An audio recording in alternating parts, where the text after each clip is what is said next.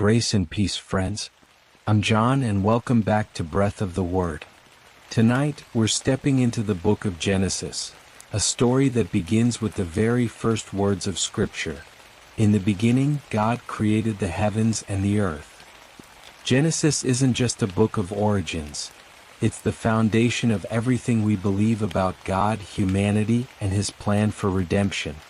From the beauty of creation to the fall of humanity, from Noah's Ark to Abraham's faith, Genesis sets the stage for God's unchanging promises and His relentless pursuit of His people. But here's what makes this special. Tonight, you don't just listen. You'll rest deeply while encountering the timeless truths of beginnings, brokenness, and hope. Slowed narration to quiet your mind and let these words sink in. Ambient sounds to help you breathe, reflect, and unwind. One question: what does it look like to trust the God who spoke the world into existence? Settle in, close your eyes, breathe deep, and let the Scriptures speak. If you're new here, hit subscribe so you never miss a moment of rest and revelation in God's Word. And if this is your first time with us, give this video a like. It helps more people find this peaceful space where Scripture meets sleep. Let's begin. Genesis 1. In the beginning God created the heavens and the earth. And the earth was waste and void, and darkness was upon the face of the deep, and the Spirit of God moved upon the face of the waters. And God said, "Let there be light," and there was light. And God saw the light, that it was good. And God divided the light from the darkness. And God called the light day, and the darkness He called night. And there was evening and there was morning one day. And God said, "Let there be a firmament in the midst of the waters, and let it divide the waters from the waters." And God made the firmament, and divided the waters which were under the firmament from the waters which were above the firmament. And it was so. And God called the firmament heaven. And there was evening and there was morning a second day. And God said, "Let the waters under the heavens be gathered together unto one place, and let the dry land appear." And it was so. And God called the dry land earth, and the gathering together of the waters called He seas. And God saw that it was good. And God said, "Let the earth put forth grass, herbs yielding seed, and fruit trees bearing fruit after their kind, wherein is the seed thereof, upon the earth." And it was so. And the earth brought forth grass, herbs yielding seed after their kind, and trees bearing fruit, wherein is the seed thereof after their kind. And God saw that it was good. And there was evening and there was morning a third day. And God said, "Let there be lights in the firmament of heaven to divide the day from the night, and let them be for signs and for seasons and for days and years, and let them be for lights in the firmament of heaven to give light upon the earth." And it was so. And God made the two great lights, the greater light to rule the day and the lesser light to rule the night. He made the stars also. And God set them in the firmament of heaven to give light upon the earth, and to rule over the day and over the night, and to divide the light from the darkness. And God saw that it was good. And there was evening and there was morning a fourth day. And God said, "Let the waters swarm with swarms of living creatures, and let birds fly above the earth in the open firmament of heaven." And God created the great sea monsters, and every living creature that moveth, wherewith the waters swarmed after their kind, and every winged bird after its kind. And God saw that it was good. And God blessed them, saying, "Be fruitful, and multiply, and fill the waters in the seas, and let birds multiply on the earth." And there was evening and there was morning a fifth day. And God said, "Let the earth bring forth living creatures after their kind, cattle, and creeping things, and beasts of the earth after their kind." And it was so. And God made the beasts of the earth after their kind, and the cattle after their kind, and everything that creepeth upon the ground after its kind. And God saw that it was good. And God said, "Let us make man in our image, after our likeness, and let them have dominion over the fish of the sea, and over the birds of the heavens, and over the cattle, and over all the earth, and over every creeping thing that creepeth upon the earth. And God created man in his own image, in the image of God created he him. Male and female created he them. And God blessed them. And God said unto them, Be fruitful, and multiply, and replenish the earth, and subdue it, and have dominion over the fish of the sea, and over the birds of the heavens, and over every living thing that moveth upon the earth. And God said, Behold, I have given you every herb yielding seed, which is upon the face of all the earth, and every tree, in which is the fruit of a tree yielding seed. To you it shall be for food, and to every beast of the earth, and to every bird of the heavens, and to everything that creepeth upon the earth, wherein there is life, I have given every green herb for food. And it was so. And God saw everything that he had made, and, behold, it was very good. And there was evening and there was morning the sixth day. Genesis 2. And the heavens and the earth were finished, and all the host of them. And on the seventh day God finished his work which he had made, and he rested on the seventh day from all his work which he had made. And God blessed the seventh day, and hallowed it, because that in it he rested from all his work which God had created and made. These are the generations of the heavens and of the earth when they were created, in the day that Jehovah God made earth and heaven.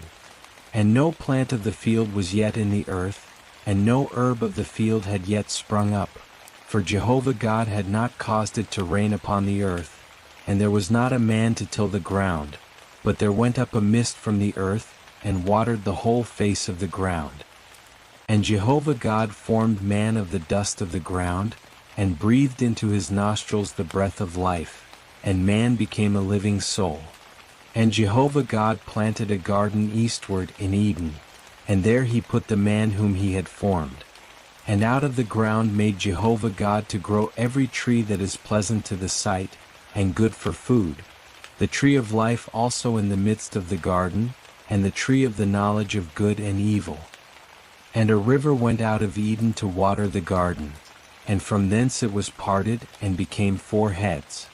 The name of the first is Pishon, that is it which compasseth the whole land of Havilah, where there is gold, and the gold of that land is good. There is bdellium and the onyx stone. And the name of the second river is Gihon, the same is it that compasseth the whole land of Cush. And the name of the third river is Hiddekel, that is it which goeth in front of Assyria. And the fourth river is the Euphrates. And Jehovah God took the man, and put him into the garden of Eden to dress it and to keep it. And Jehovah God commanded the man, saying, Of every tree of the garden thou mayest freely eat, but of the tree of the knowledge of good and evil thou shalt not eat of it, for in the day that thou eatest thereof thou shalt surely die. And Jehovah God said, It is not good that the man should be alone. I will make him a help meet for him. And out of the ground Jehovah God formed every beast of the field, and every bird of the heavens, and brought them unto the man to see what he would call them. And whatsoever the man called every living creature, that was the name thereof. And the man gave names to all cattle, and to the birds of the heavens, and to every beast of the field. But for man there was not found a help meet for him. And Jehovah God caused a deep sleep to fall upon the man, and he slept. And he took one of his ribs, and closed up the flesh instead thereof.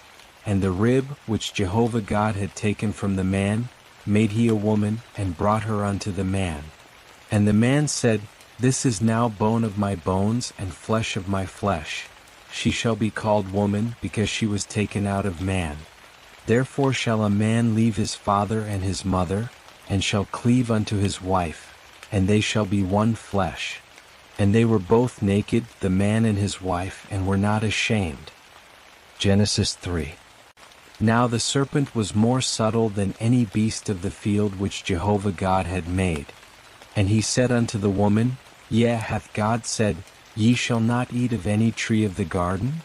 And the woman said unto the serpent, Of the fruit of the trees of the garden we may eat, but of the fruit of the tree which is in the midst of the garden, God hath said, Ye shall not eat of it, neither shall ye touch it, lest ye die.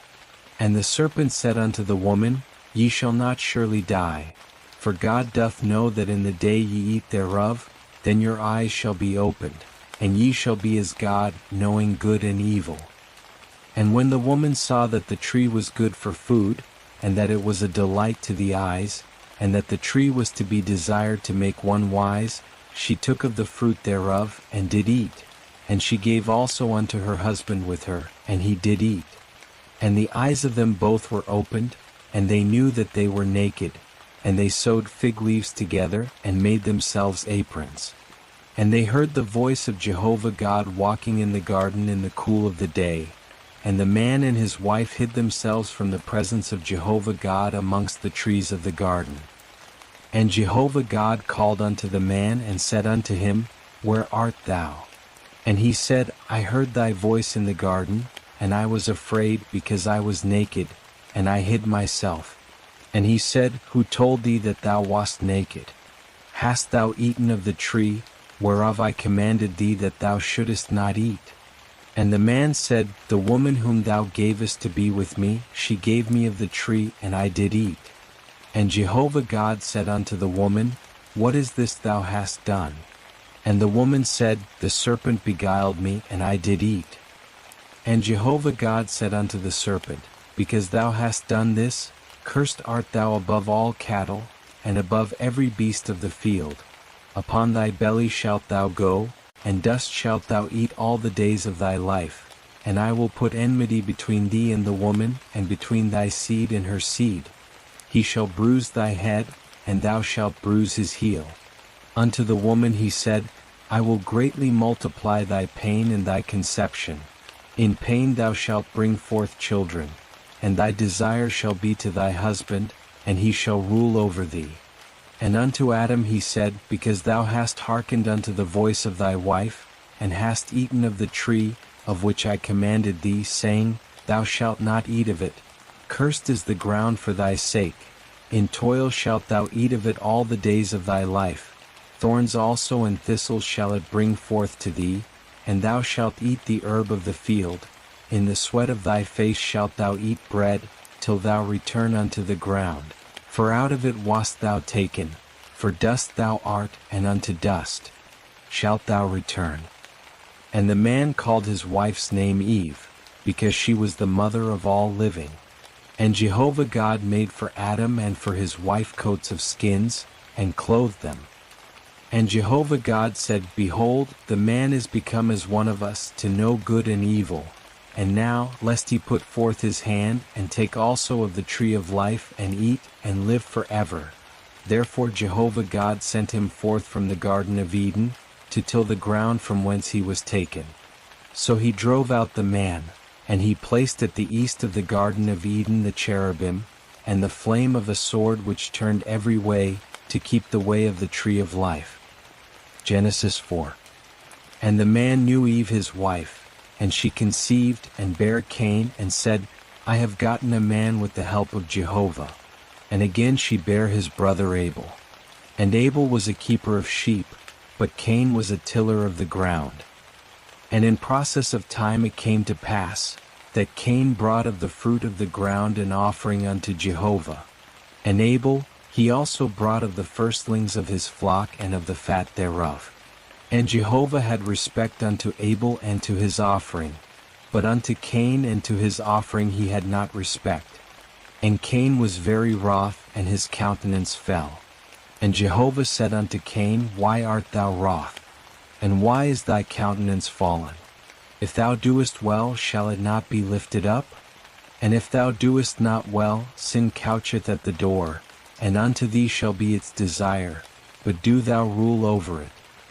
And Cain told Abel his brother. And it came to pass, when they were in the field, that Cain rose up against Abel his brother, and slew him.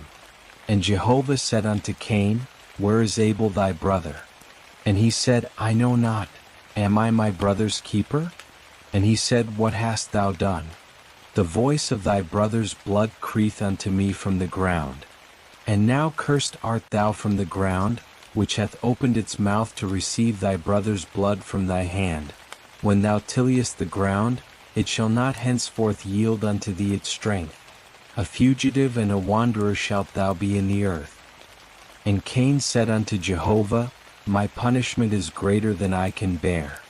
Behold, thou hast driven me out this day from the face of the ground, and from thy face shall I be hid, and I shall be a fugitive and a wanderer in the earth.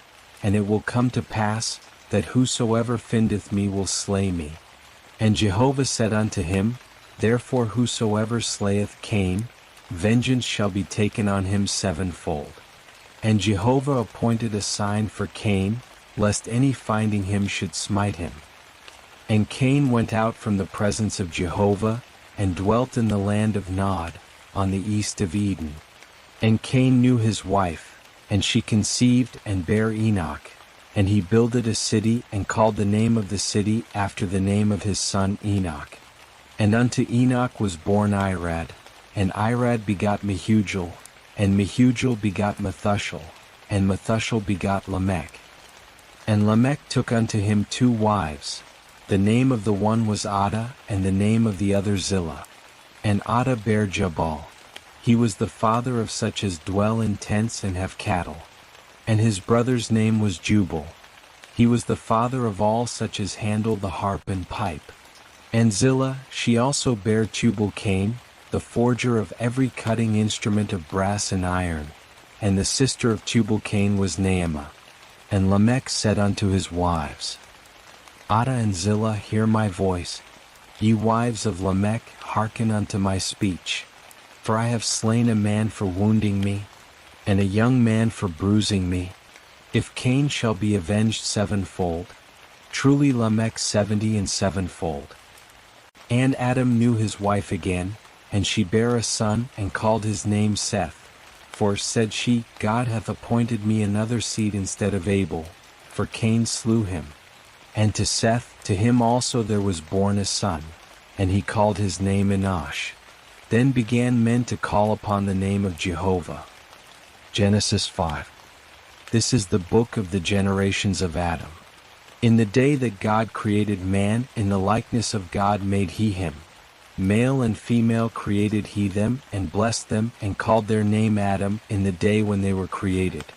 And Adam lived 130 years, and begot a son in his own likeness after his image, and called his name Seth. And the days of Adam after he begot Seth were 800 years, and he begot sons and daughters. And all the days that Adam lived were 930 years, and he died. And Seth lived 105 years, and begot Enosh.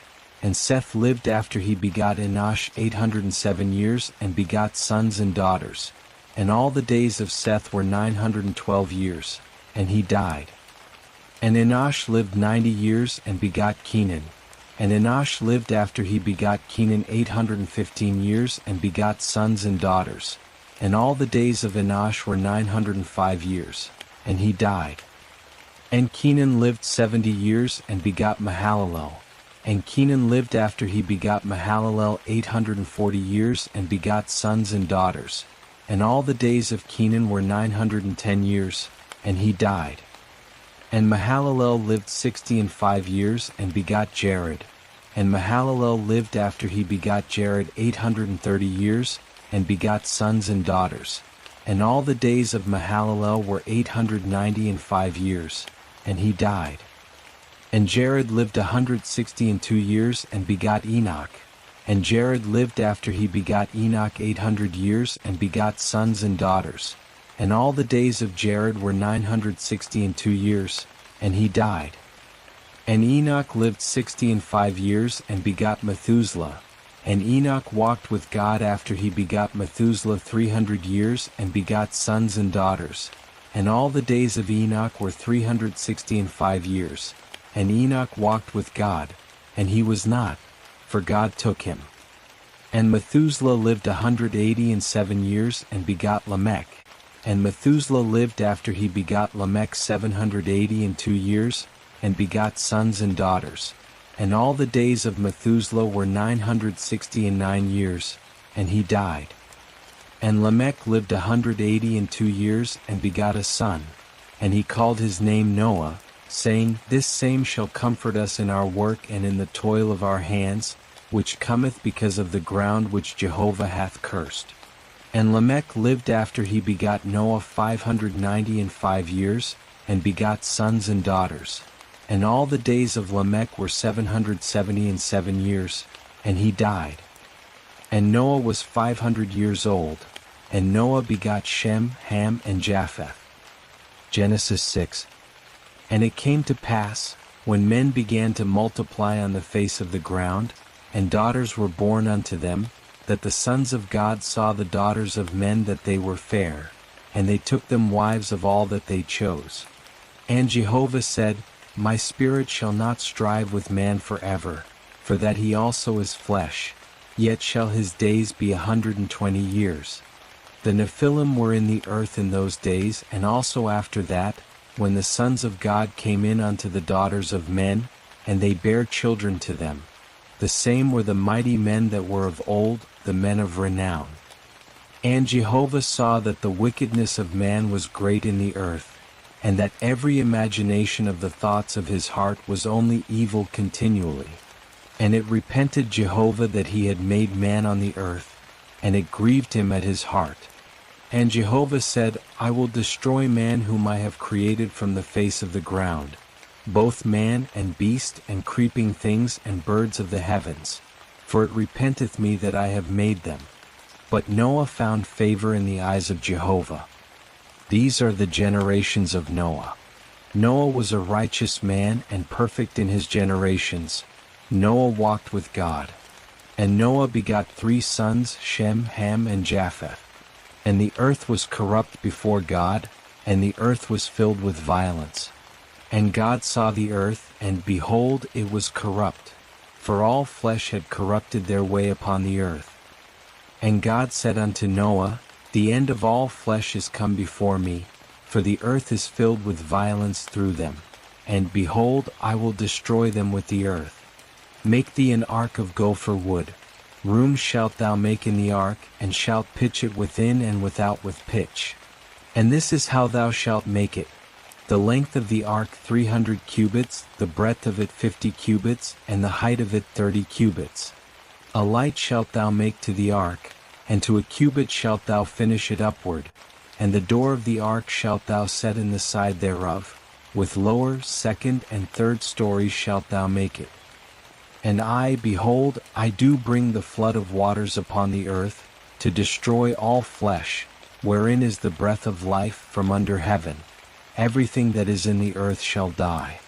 But I will establish my covenant with thee, and thou shalt come into the ark, thou and thy sons and thy wife, and thy sons' wives with thee.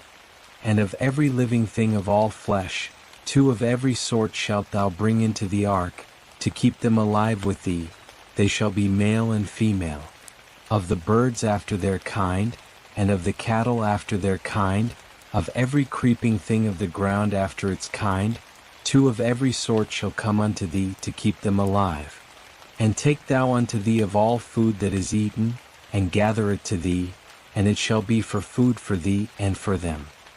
Thus did Noah, according to all that God commanded him, so did he. Genesis 7.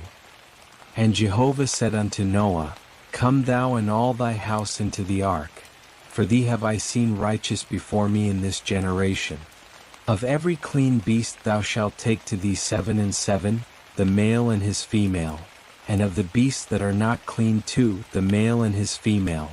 Of the birds also of the heavens 7 and 7, male and female, to keep seed alive upon the face of all the earth. For yet 7 days, and I will cause it to rain upon the earth 40 days and 40 nights. And every living thing that I have made will I destroy from off the face of the ground. And Noah did according unto all that Jehovah commanded him. And Noah was 600 years old when the flood of waters was upon the earth. And Noah went in, and his sons and his wife and his sons' wives with him into the ark because of the waters of the flood. Of clean beasts, and of beasts that are not clean, and of birds, and of everything that creepeth upon the ground, there went in 2 and 2 unto Noah into the ark, male and female, as God commanded Noah. And it came to pass after the 7 days, that the waters of the flood were upon the earth. In the 600th year of Noah's life, in the 2nd month, on the 17th day of the month, on the same day were all the fountains of the great deep broken up, and the windows of heaven were opened. And the rain was upon the earth 40 days and 40 nights. In the selfsame day entered Noah, and Shem, and Ham, and Japheth, the sons of Noah, and Noah's wife, and the 3 wives of his sons with them into the ark.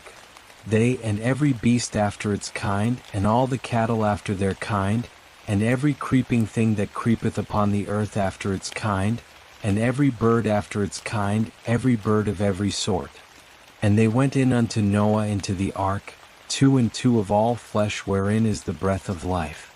And they that went in male and female of all flesh, as God commanded him. And Jehovah shut him in. And the flood was 40 days upon the earth, and the waters increased, and bare up the ark, and it was lifted up above the earth. And the waters prevailed, and increased greatly upon the earth, and the ark went upon the face of the waters.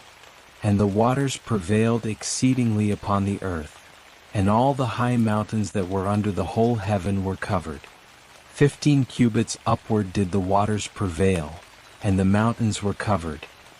And all flesh died that moved upon the earth, both birds and cattle and beasts, and every creeping thing that creepeth upon the earth, and every man, all in whose nostrils was the breath of the Spirit of life, of all that was on the dry land, died.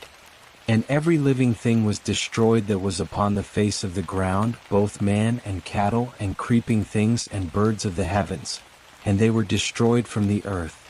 And Noah only was left, and they that were with him in the ark. And the waters prevailed upon the earth 150 days. Genesis 8. And God remembered Noah, and all the beasts, and all the cattle that were with him in the ark. And God made a wind to pass over the earth, and the waters assuaged. The fountains also of the deep and the windows of heaven were stopped, and the rain from heaven was restrained, and the waters returned from off the earth continually, and after the end of 150 days the waters decreased. And the ark rested in the 7th month, on the 17th day of the month, upon the mountains of Ararat. And the waters decreased continually until the 10th month. In the 10th month, on the 1st day of the month, were the tops of the mountains seen. And it came to pass at the end of 40 days, that Noah opened the window of the ark which he had made, and he sent forth a raven, and it went forth to and fro, until the waters were dried up from off the earth.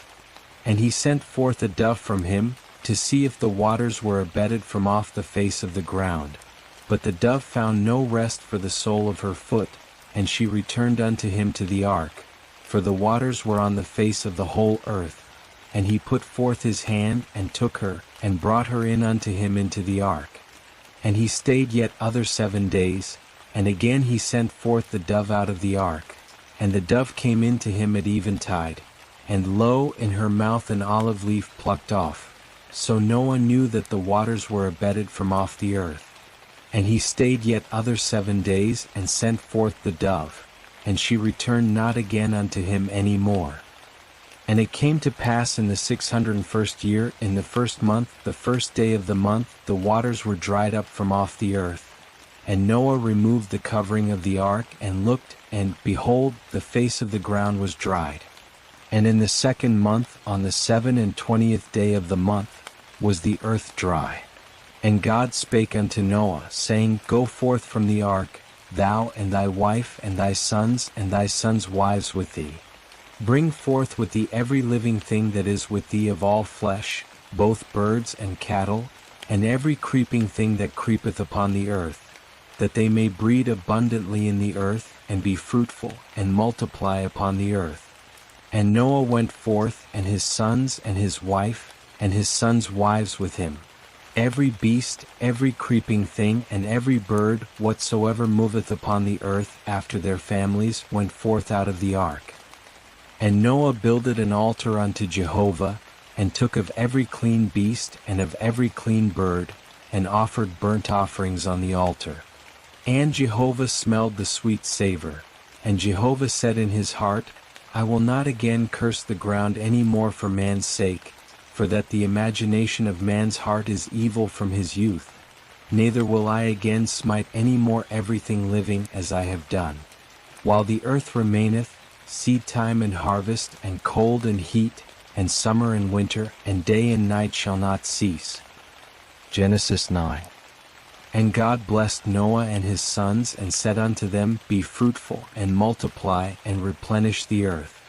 And the fear of you and the dread of you shall be upon every beast of the earth, and upon every bird of the heavens, with all wherewith the ground teemeth, and all the fishes of the sea, into your hand are they delivered.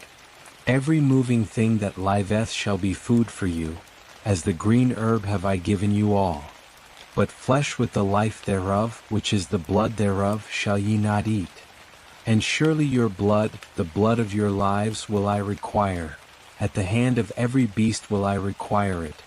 And at the hand of man, even at the hand of every man's brother, will I require the life of man. Whoso sheddeth man's blood, by man shall his blood be shed. For in the image of God made he man.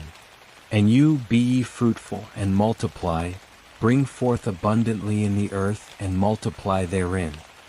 And God spake unto Noah, and to his sons with him, saying, And I, behold, I establish my covenant with you, and with your seed after you, and with every living creature that is with you, the birds, the cattle, and every beast of the earth with you, of all that go out of the ark, even every beast of the earth. And I will establish my covenant with you. Neither shall all flesh be cut off any more by the waters of the flood, neither shall there any more be a flood to destroy the earth. And God said, This is the token of the covenant which I make between me and you and every living creature that is with you for perpetual generations. I do set my bow in the cloud, and it shall be for a token of a covenant between me and the earth. And it shall come to pass, when I bring a cloud over the earth, that the bow shall be seen in the cloud, and I will remember my covenant, which is between me and you and every living creature of all flesh. And the waters shall no more become a flood to destroy all flesh. And the bow shall be in the cloud, and I will look upon it, that I may remember the everlasting covenant between God and every living creature of all flesh that is upon the earth. And God said unto Noah, This is the token of the covenant which I have established between me and all flesh that is upon the earth. And the sons of Noah that went forth from the ark were Shem and Ham and Japheth, and Ham is the father of Canaan. These three were the sons of Noah, and of these was the whole earth overspread. And Noah began to be a husbandman, and planted a vineyard, and he drank of the wine, and was drunken, and he was uncovered within his tent. And Ham, the father of Canaan, saw the nakedness of his father, and told his two brethren without. And Shem and Japheth took a garment, and laid it upon both their shoulders, and went backward, and covered the nakedness of their father. And their faces were backward, and they saw not their father's nakedness. And Noah awoke from his wine, and knew what his youngest son had done unto him. And he said, Cursed be Canaan. A servant of servants shall he be unto his brethren. And he said, Blessed be Jehovah, the God of Shem. And let Canaan be his servant. God enlarge Japheth, and let him dwell in the tents of Shem. And let Canaan be his servant. And Noah lived after the flood 350 years. And all the days of Noah were 950 years, and he died. Genesis 10. Now these are the generations of the sons of Noah, namely, of Shem, Ham, and Japheth. And unto them were sons born after the flood. The sons of Japheth, Gomer, and Magog, and Madai, and Javan, and Tubal, and Meshech, and Tiras. And the sons of Gomer, Ashkenaz, and Riphath, and Togarmah. And the sons of Javan, Elisha, and Tarshish, Kittim, and Dodanim. Of these were the isles of the nations divided in their lands, every one after his tongue, after their families in their nations. And the sons of Ham, Cush, and Mizraim, and Put, and Canaan. And the sons of Cush, Seba and Havilah and Sabta and Rama and Sabtika, and the sons of Rama, Sheba and Dedan. And Cush begot Nimrod. He began to be a mighty one in the earth. He was a mighty hunter before Jehovah. Wherefore it is said, like Nimrod a mighty hunter before Jehovah. And the beginning of his kingdom was Babel, and Erech, and Akkad, and Calneh in the land of Shinar. Out of that land he went forth into Assyria, and builded Nineveh, and Rehoboth-ir, and Calah, and Rezin between Nineveh and Calah, the same is the great city. And Mizraim begot Ludim, and Anamim, and Lehabim, and Naphtahim, and Pathrusim, and Casluim, whence went forth the Philistines, and Caphtorim. And Canaan begot Sidon his firstborn, and Hate, and the Jebusite, and the Amorite, and the Girgashite, and the Hivite, and the Arkite, and the Sinite, and the Arvadite, and the Zemarite, and the Hamathite. And afterward were the families of the Canaanites spread abroad. And the border of the Canaanite was from Sidon, as thou goest toward Gerar unto Gaza, as thou goest toward Sodom and Gomorrah and Admah and Zeboim unto Lasha. These are the sons of Ham, after their families, after their tongues, in their lands, in their nations. And unto Shem, the father of all the children of Eber, the elder brother of Japheth, to him also were children born. The sons of Shem, Elam and Ashur and Arpachshad and Lud and Aram. And the sons of Aram, Uzi and Hul and Gether and Mash. And Arpachshad begot Shelah, and Shelah begot Eber. And unto Eber were born two sons. The name of the one was Peleg, for in his days was the earth divided, and his brother's name was Joktan. And Joktan begot Almadad, and Shalef, and Hazarmaveth, and Jerah, and Hadaram, and Uzal, and Diklah, and Obal, and Abimael, and Sheba, and Ophir, and Havilah, and Jobab. All these were the sons of Joktan. And their dwelling was from Mesha, as thou goest toward Sephar, the mountain of the east. These are the sons of Shem, after their families, after their tongues, in their lands, after their nations. These are the families of the sons of Noah, after their generations, in their nations. And of these were the nations divided in the earth after the flood. Genesis 11. And the whole earth was of one language and of one speech.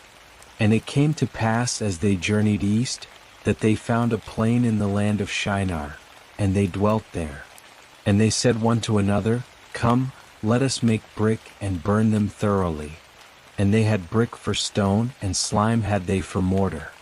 And they said, Come, let us build us a city and a tower, whose top may reach unto heaven, and let us make us a name, lest we be scattered abroad upon the face of the whole earth. And Jehovah came down to see the city and the tower, which the children of men builded. And Jehovah said, Behold, they are one people, and they have all one language, and this is what they begin to do. And now nothing will be withholden from them, which they purpose to do. Come, let us go down, and there confound their language, that they may not understand one another's speech. So Jehovah scattered them abroad from thence upon the face of all the earth, and they left off building the city.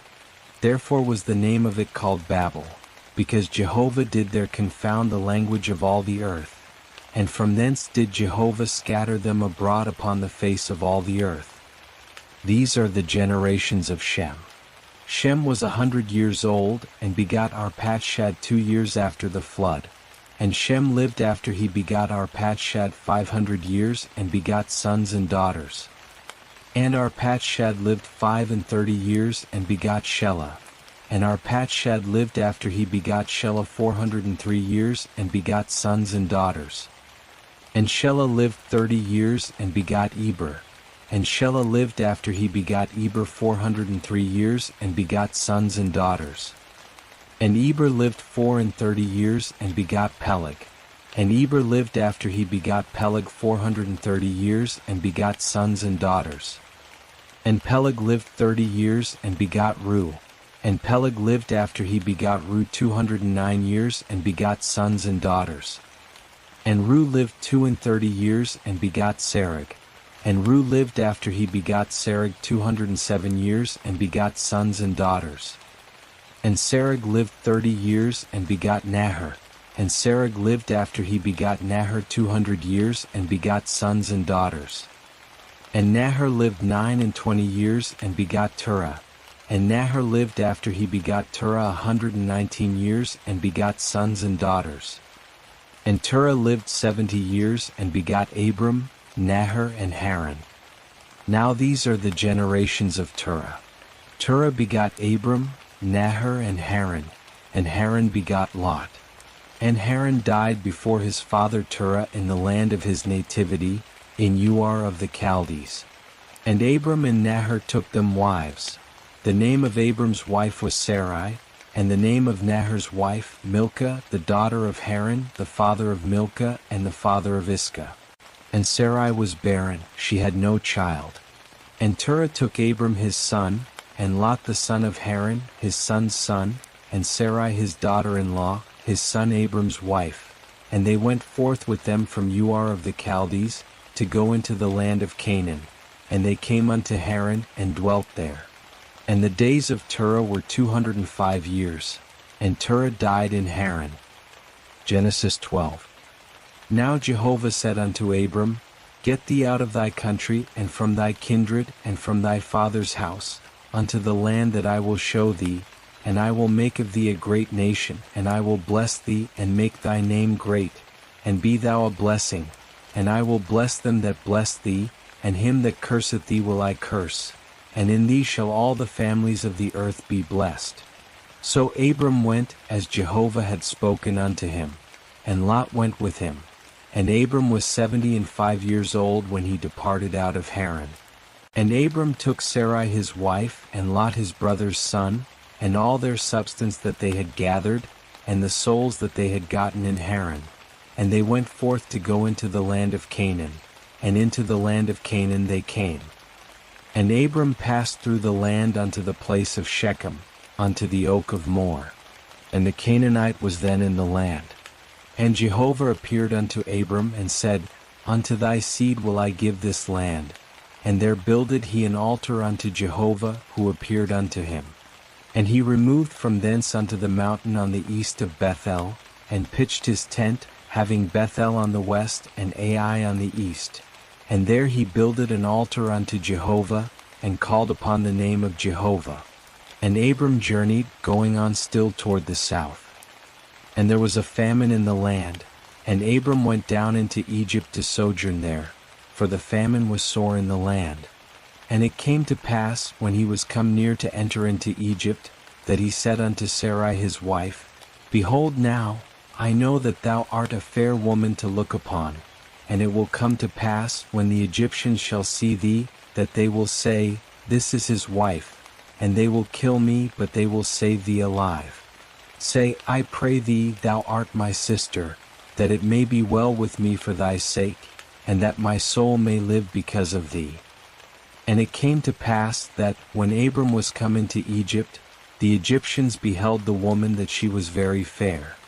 And the princes of Pharaoh saw her, and praised her to Pharaoh, and the woman was taken into Pharaoh's house. And he dealt well with Abram for her sake. And he had sheep, and oxen, and he-asses, and men-servants, and maid-servants, and she-asses, and camels. And Jehovah plagued Pharaoh and his house with great plagues because of Sarai, Abram's wife. And Pharaoh called Abram, and said, What is this that thou hast done unto me? Why didst thou not tell me that she was thy wife?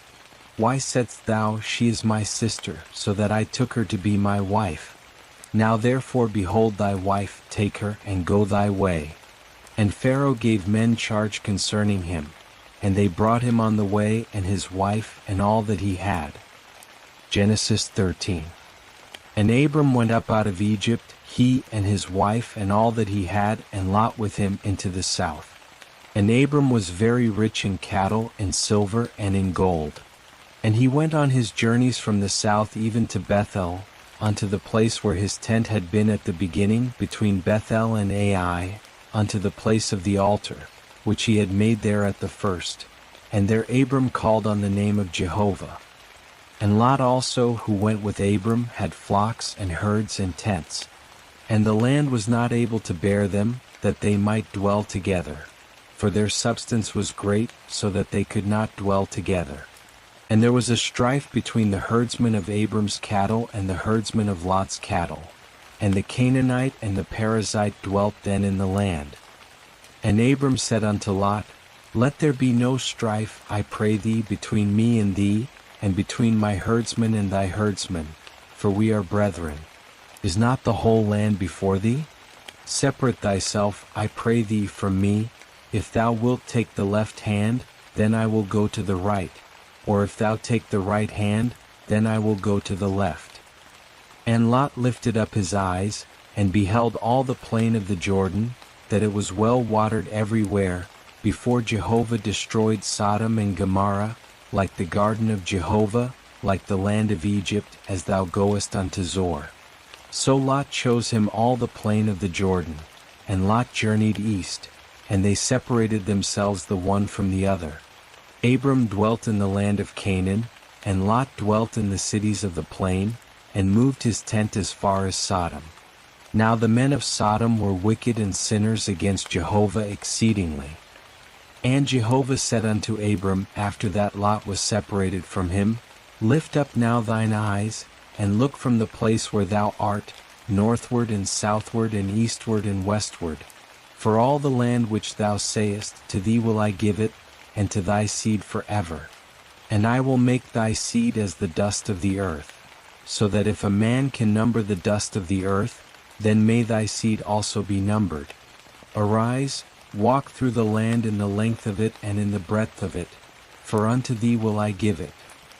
And Abram moved his tent, and came and dwelt by the oaks of Mamre, which are in Hebron, and built there an altar unto Jehovah. Genesis 14. And it came to pass in the days of Amraphel king of Shinar, Arioch king of Elasa, Kedorlaomer king of Elam, and Tidal king of Goyim, that they made war with Bera king of Sodom, and with Bersha king of Gomorrah, Shernab king of Admah, and Shemeber king of Zeboim, and the king of Bela, the same is Zor. All these joined together in the vale of Siddim, the same is the Salt Sea. 12 years they served Kedorlaomer, and in the 13th year they rebelled. And in the 14th year came Kedorlaomer, and the kings that were with him, and smote the Rephaim in Ashtaroth Karnaim, and the Zuzim in Ham, and the Emim in Shaph Kiriathaim, and the Horites in their Mount Seir, unto Elparan, which is by the wilderness. And they returned, and came to En-Mishpat, the same as Kadesh, and smote all the country of the Amalekites, and also the Amorites that dwelt in Hazazon Tamar. And there went out the king of Sodom, and the king of Gomorrah, and the king of Admah, and the king of Zeboim, and the king of Bela, the same is Zor. And they set the battle in array against them in the vale of Siddim, against Kedorlaomer king of Elam, and Tidal king of Goyim, and Amraphel king of Shinar, and Arioch king of Elasa, for kings against the 5.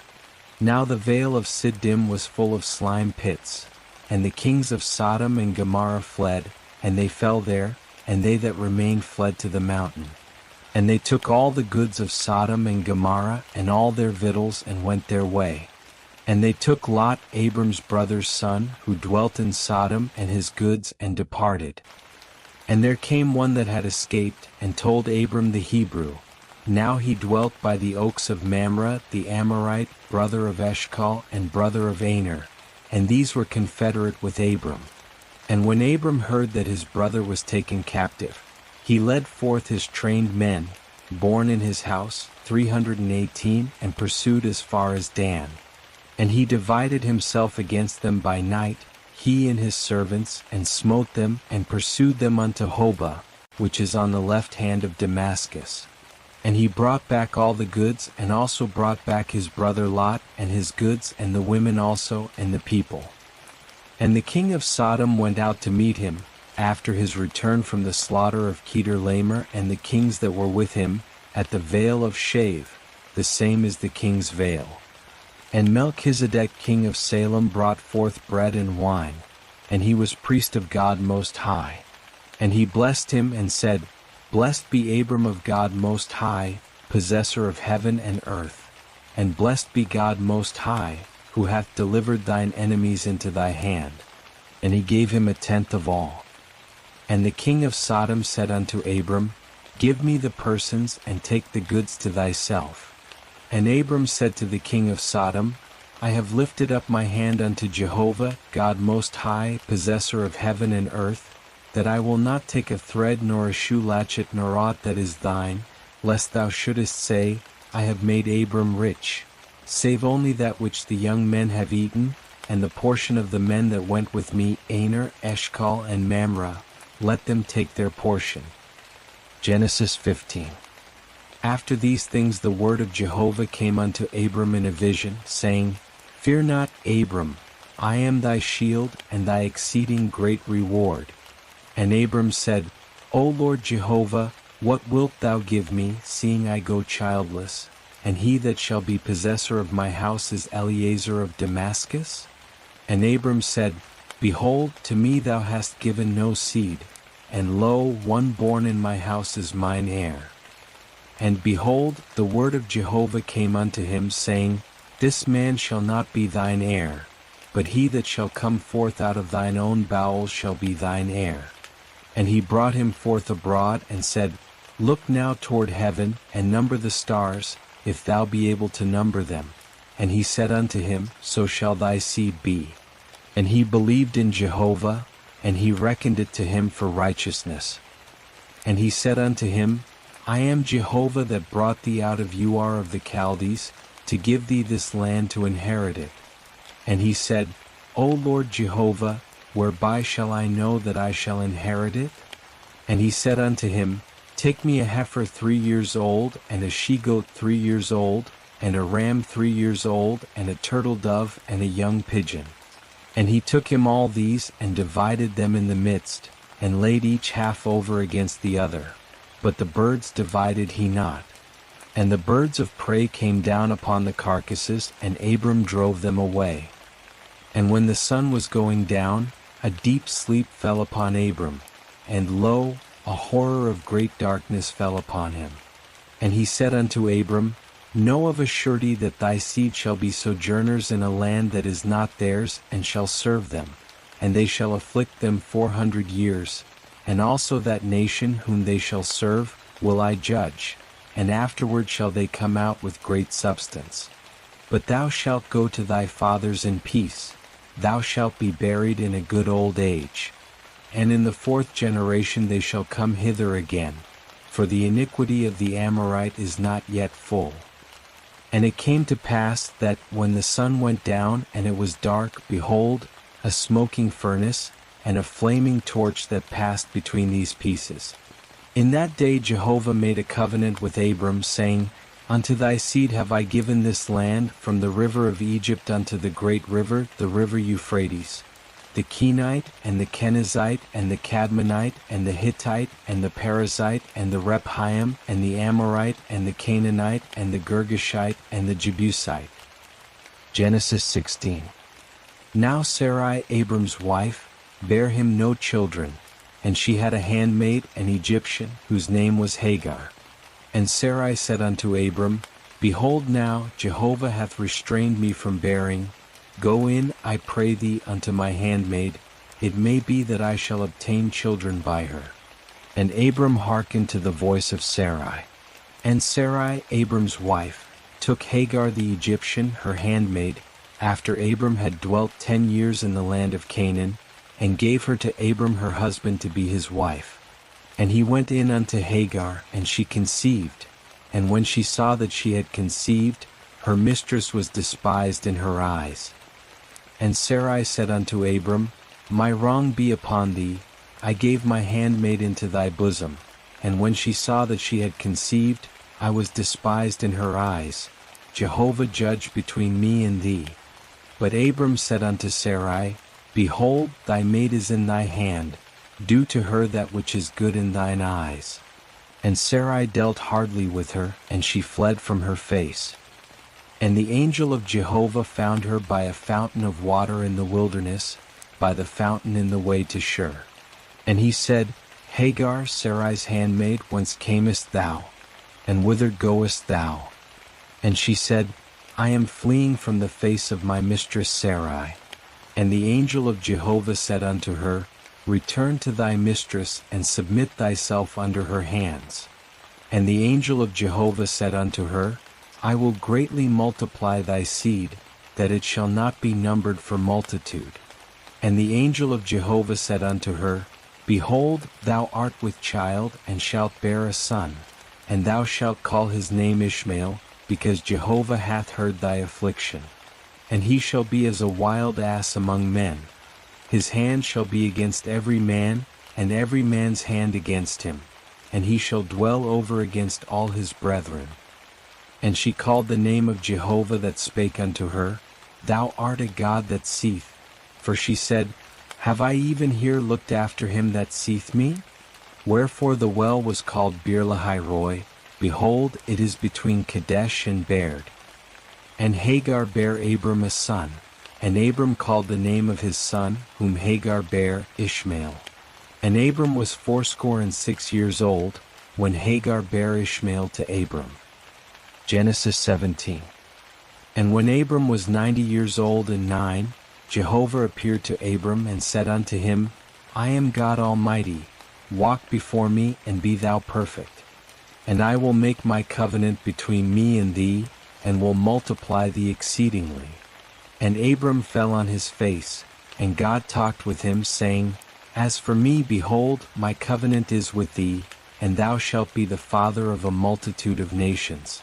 Neither shall thy name any more be called Abram, but thy name shall be Abraham, for the father of a multitude of nations have I made thee.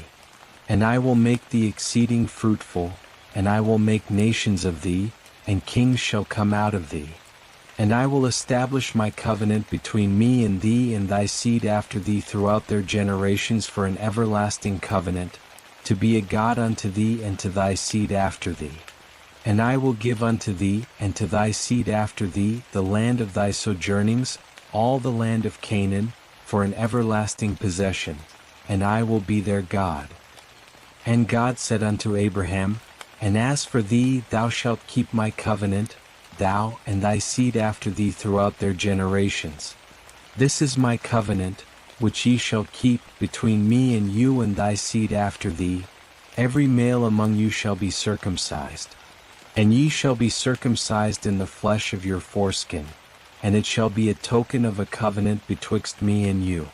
And he that is 8 days old shall be circumcised among you, every male throughout your generations, he that is born in the house, or bought with money of any foreigner that is not of thy seed. He that is born in thy house, and he that is bought with thy money, must needs be circumcised.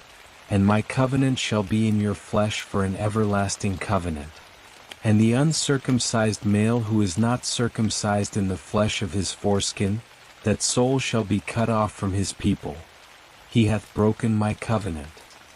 And God said unto Abraham, As for Sarai thy wife, thou shalt not call her name Sarai, but Sarah shall her name be.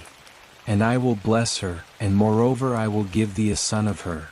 Yea, I will bless her, and she shall be a mother of nations, kings of peoples shall be of her.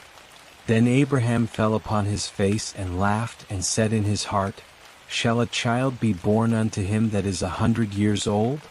And shall Sarah that is 90 years old bear? And Abraham said unto God, O that Ishmael might live before thee. And God said, Nay, but Sarah thy wife shall bear thee a son, and thou shalt call his name Isaac, and I will establish my covenant with him for an everlasting covenant for his seed after him. And as for Ishmael, I have heard thee. Behold, I have blessed him, and will make him fruitful, and will multiply him exceedingly. 12 princes shall he beget, and I will make him a great nation. But my covenant will I establish with Isaac, whom Sarah shall bear unto thee at this set time in the next year. And he left off talking with him, and God went up from Abraham. And Abraham took Ishmael his son, and all that were born in his house, and all that were bought with his money, every male among the men of Abraham's house, and circumcised the flesh of their foreskin in the selfsame day, as God had said unto him. And Abraham was 90 years old and 9, when he was circumcised in the flesh of his foreskin. And Ishmael his son was 13 years old, when he was circumcised in the flesh of his foreskin. In the selfsame day was Abraham circumcised, and Ishmael his son. And all the men of his house, those born in the house, and those bought with money of a foreigner, were circumcised with him. Genesis 18. And Jehovah appeared unto him by the oaks of Mamre, as he sat in the tent door in the heat of the day, and he lifted up his eyes and looked, and lo, 3 men stood over against him. And when he saw them, he ran to meet them from the tent door, and bowed himself to the earth, and said, My Lord, if now I have found favor in thy sight, pass not away, I pray thee, from thy servant. Let now a little water be fetched, and wash your feet, and rest yourselves under the tree, and I will fetch a morsel of bread, and strengthen ye your heart, after that ye shall pass on, forasmuch as ye are come to your servant. And they said, So do as thou hast said. And Abraham hastened into the tent unto Sarah, and said, Make ready quickly 3 measures of fine meal, knead it, and make cakes. And Abraham ran unto the herd, and fetched a calf tender and good, and gave it unto the servant, and he hasted to dress it. And he took butter and milk, and the calf which he had dressed, and set it before them. And he stood by them under the tree, and they did eat. And they said unto him, Where is Sarah thy wife? And he said, Behold, in the tent. And he said, I will certainly return unto thee when the season cometh round. And lo, Sarah thy wife shall have a son. And Sarah heard in the tent door which was behind him. Now Abraham and Sarah were old and well stricken in age. It had ceased to be with Sarah after the manner of women. And Sarah laughed within herself, saying, After I am waxed old shall I have pleasure, my Lord being old also? And Jehovah said unto Abraham, Wherefore did Sarah laugh, saying, Shall I of a surety bear a child, who am old? Is anything too hard for Jehovah? At the set time I will return unto thee, when the season cometh round, and Sarah shall have a son. Then Sarah denied, saying, I laughed not, for she was afraid. And he said, Nay, but thou didst laugh. And the men rose up from thence, and looked toward Sodom. And Abraham went with them to bring them on the way. And Jehovah said, Shall I hide from Abraham that which I do, seeing that Abraham shall surely become a great and mighty nation, and all the nations of the earth shall be blessed in him? For I have known him, to the end that he may command his children and his household after him, that they may keep the way of Jehovah, to do righteousness and justice, to the end that Jehovah may bring upon Abraham that which he hath spoken of him. And Jehovah said, Because the cry of Sodom and Gomorrah is great, and because their sin is very grievous, I will go down now, and see whether they have done altogether according to the cry of it, which is come unto me, and if not, I will know. And the men turned from thence, and went toward Sodom. But Abraham stood yet before Jehovah. And Abraham drew near, and said, Wilt thou consume the righteous with the wicked? Peradventure there are 50 righteous within the city. Wilt thou consume and not spare the place for the 50 righteous that are therein? That be far from thee to do after this manner, to slay the righteous with the wicked, that so the righteous should be as the wicked. That be far from thee. Shall not the judge of all the earth do right? And Jehovah said, If I find in Sodom 50 righteous within the city, then I will spare all the place for their sake. And Abraham answered and said, Behold now, I have taken upon me to speak unto the Lord, who am but dust and ashes. Peradventure there shall lack 5 of the 50 righteous. Wilt thou destroy all the city for lack of 5?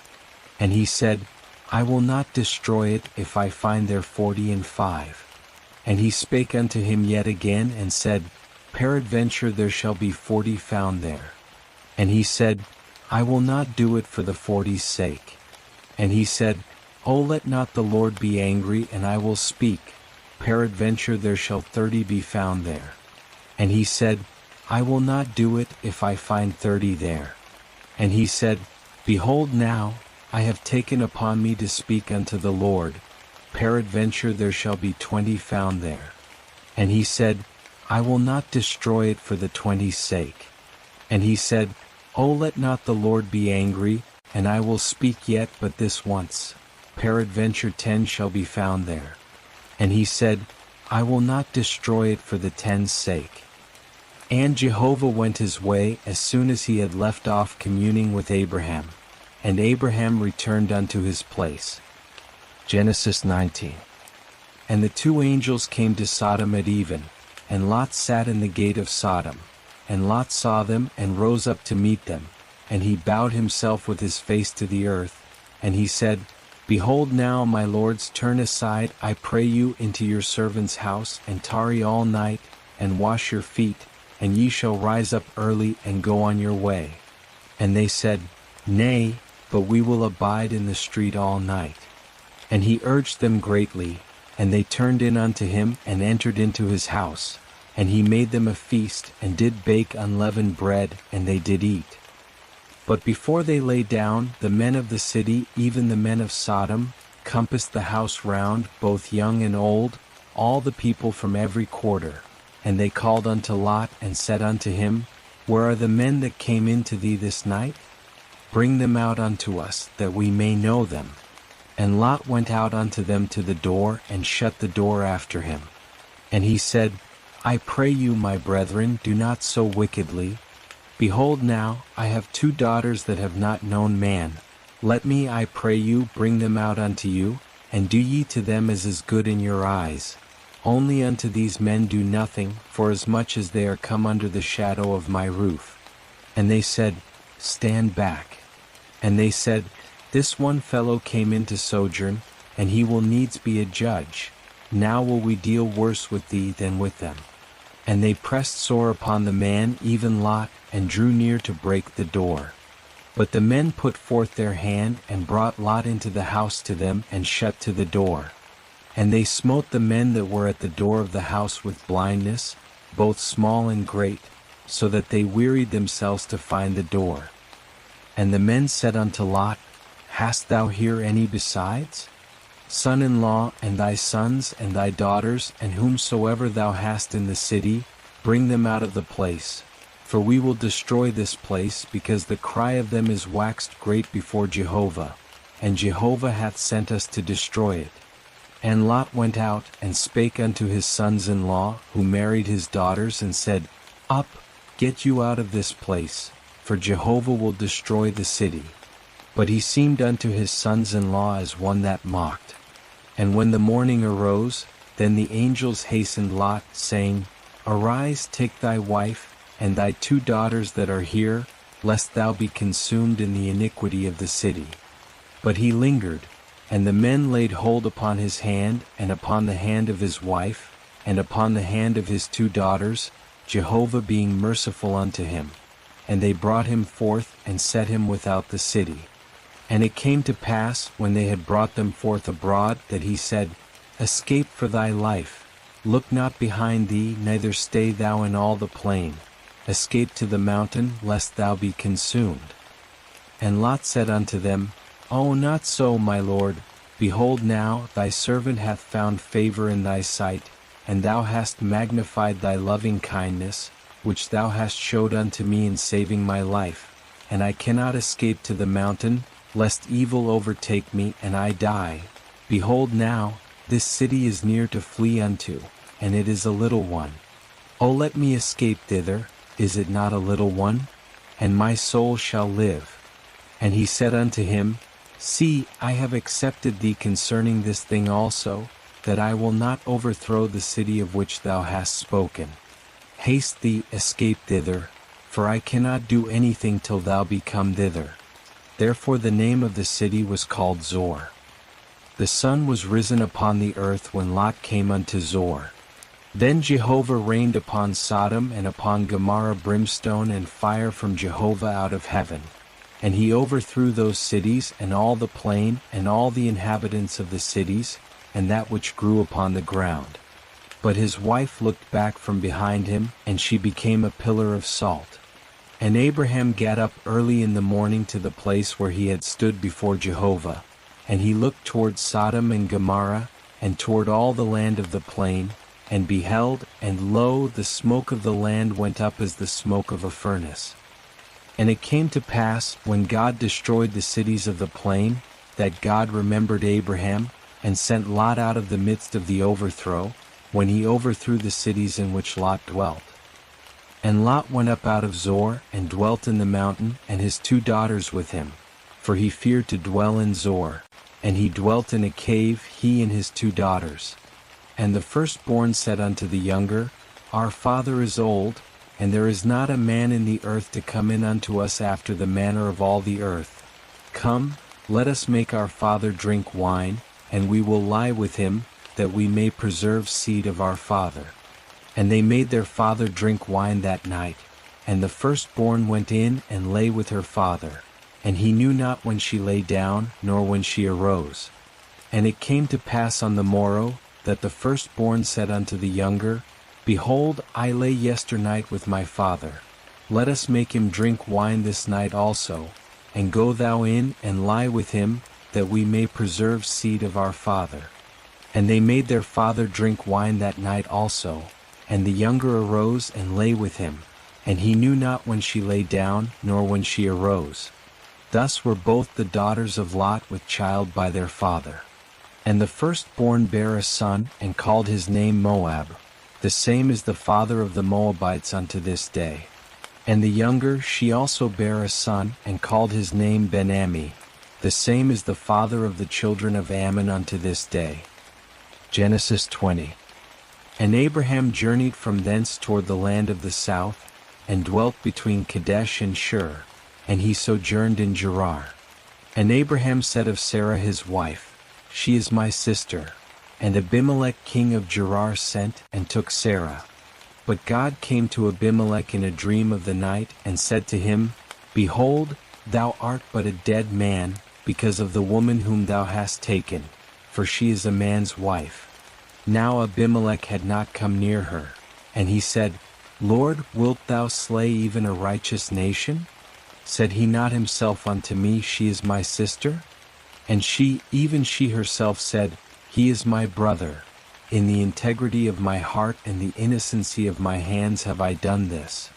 And God said unto him in the dream, Yea, I know that in the integrity of thy heart thou hast done this, and I also withheld thee from sinning against me. Therefore suffered I thee not to touch her. Now therefore restore the man's wife, for he is a prophet, and he shall pray for thee, and thou shalt live. And if thou restore her not, know thou that thou shalt surely die, thou and all that are thine. And Abimelech rose early in the morning, and called all his servants, and told all these things in their ears, and the men were sore afraid. Then Abimelech called Abraham, and said unto him, What hast thou done unto us? And wherein have I sinned against thee, that thou hast brought on me and on my kingdom a great sin? Thou hast done deeds unto me that ought not to be done. And Abimelech said unto Abraham, What sawest thou that thou hast done this thing? And Abraham said, Because I thought, Surely the fear of God is not in this place, and they will slay me for my wife's sake. And moreover she is indeed my sister, the daughter of my father, but not the daughter of my mother, and she became my wife.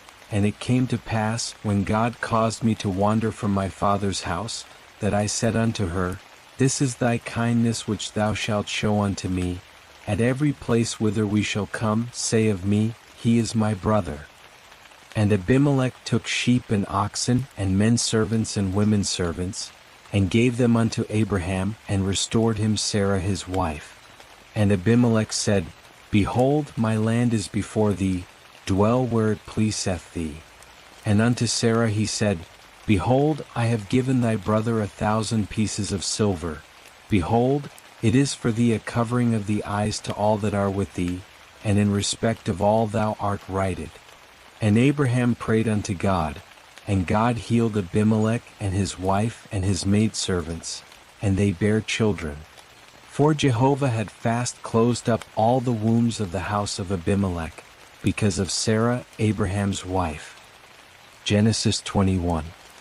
And Jehovah visited Sarah as he had said, and Jehovah did unto Sarah as he had spoken. And Sarah conceived, and bare Abraham a son in his old age, at the set time of which God had spoken to him.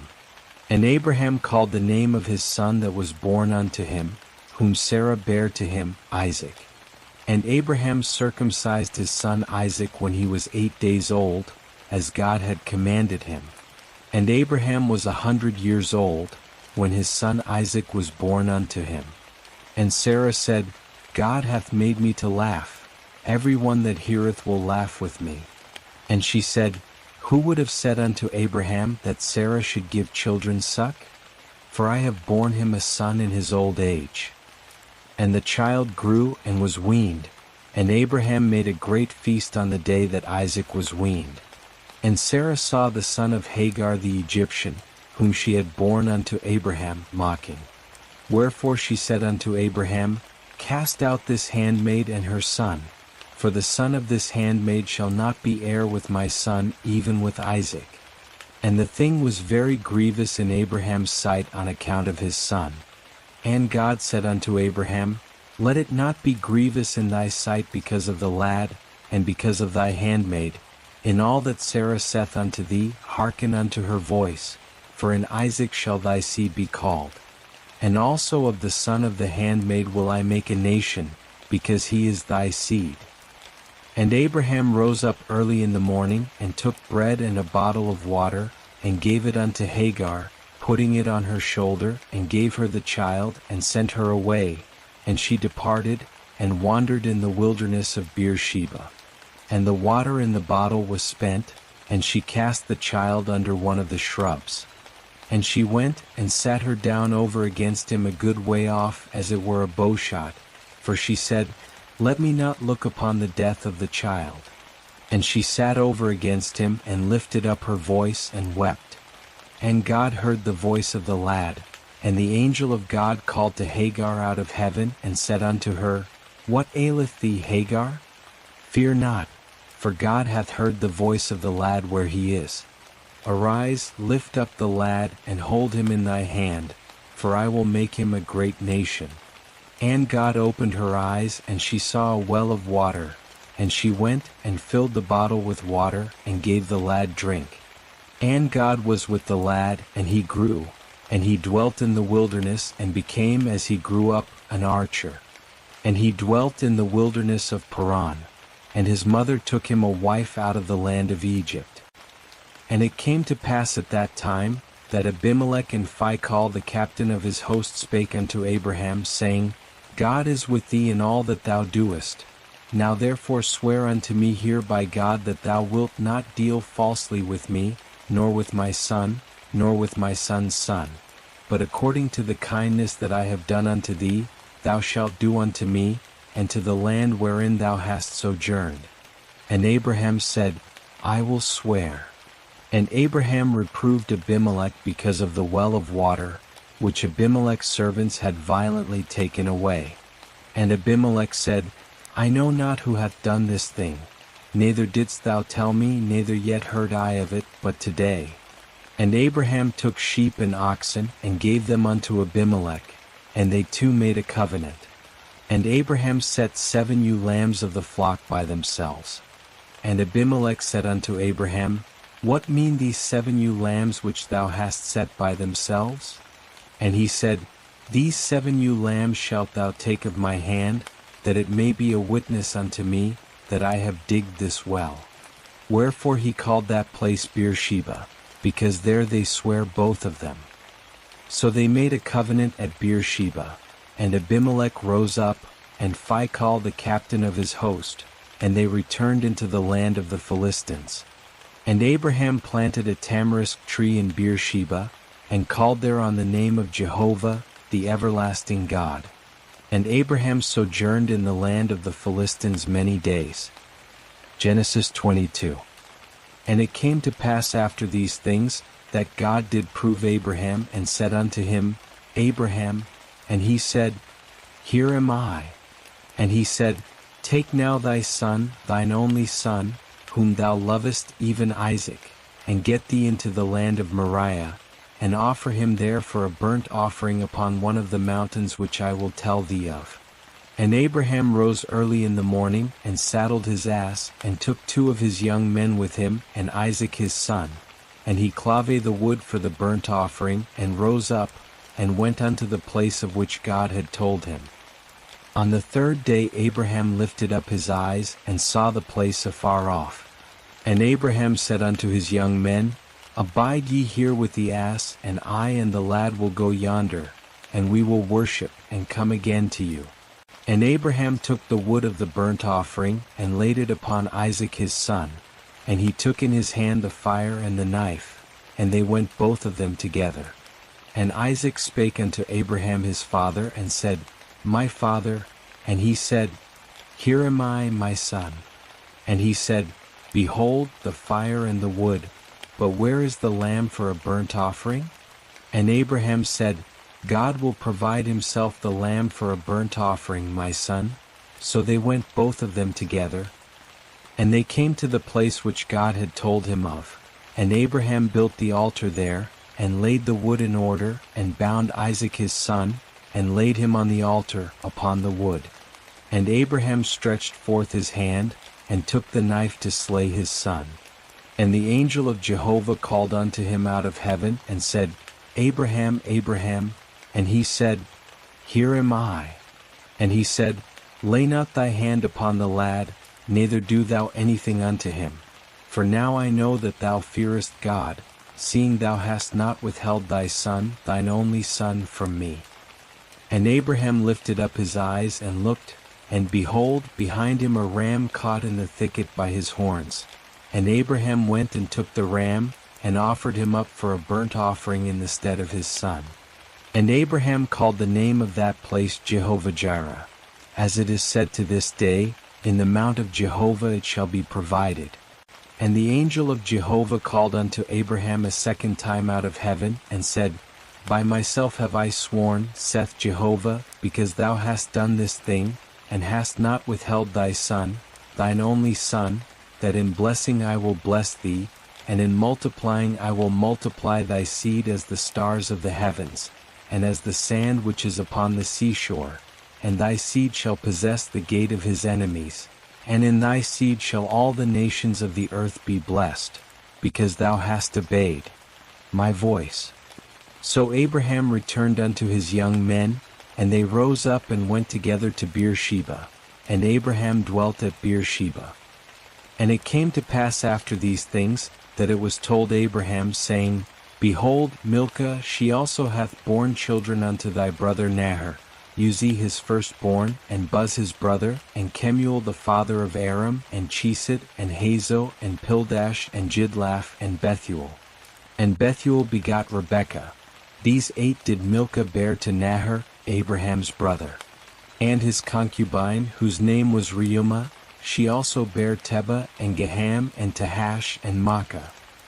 Genesis 23. And the life of Sarah was 127 years. These were the years of the life of Sarah. And Sarah died in Kiriath Arba, the same is Hebron, in the land of Canaan. And Abraham came to mourn for Sarah, and to weep for her. And Abraham rose up from before his dead, and spake unto the children of Het, saying, I am a stranger and a sojourner with you. Give me a possession of a burying place with you, that I may bury my dead out of my sight. And the children of Het answered Abraham, saying unto him, Hear us, my lord, thou art a prince of God among us. In the choice of our sepulchres bury thy dead. None of us shall withhold from thee his sepulchre, but that thou mayest bury thy dead. And Abraham rose up, and bowed himself to the people of the land, even to the children of Het. And he communed with them, saying, If it be your mind that I should bury my dead out of my sight, hear me, and entreat for me to Ephron the son of Zohar, that he may give me the cave of Machpelah, which he hath, which is in the end of his field. For the full price let him give it to me in the midst of you for a possession of a burying place. Now Ephron was sitting in the midst of the children of Het, and Ephron the Hittite answered Abraham in the audience of the children of Het, even of all that went in at the gate of his city, saying, Nay, my lord, hear me, the field give I thee, and the cave that is therein I give it thee, in the presence of the children of my people give I it thee, bury thy dead. And Abraham bowed himself down before the people of the land. And he spake unto Ephron in the audience of the people of the land, saying, But if thou wilt, I pray thee, hear me, I will give the price of the field, take it of me, and I will bury my dead there. And Ephron answered Abraham, saying unto him, My lord, hearken unto me, a piece of land worth 400 shekels of silver, what is that betwixt me and thee? Bury therefore thy dead. And Abraham hearkened unto Ephron. And Abraham weighed to Ephron the silver which he had named in the audience of the children of Het, 400 shekels of silver, current money with the merchant.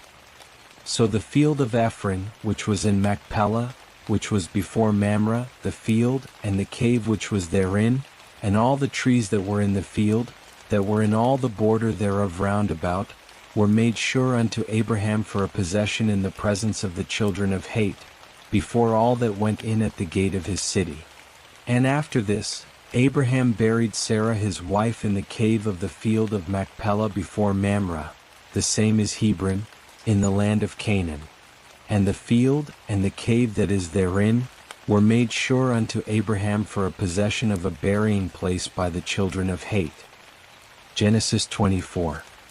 And Abraham was old and well stricken in age, and Jehovah had blessed Abraham in all things.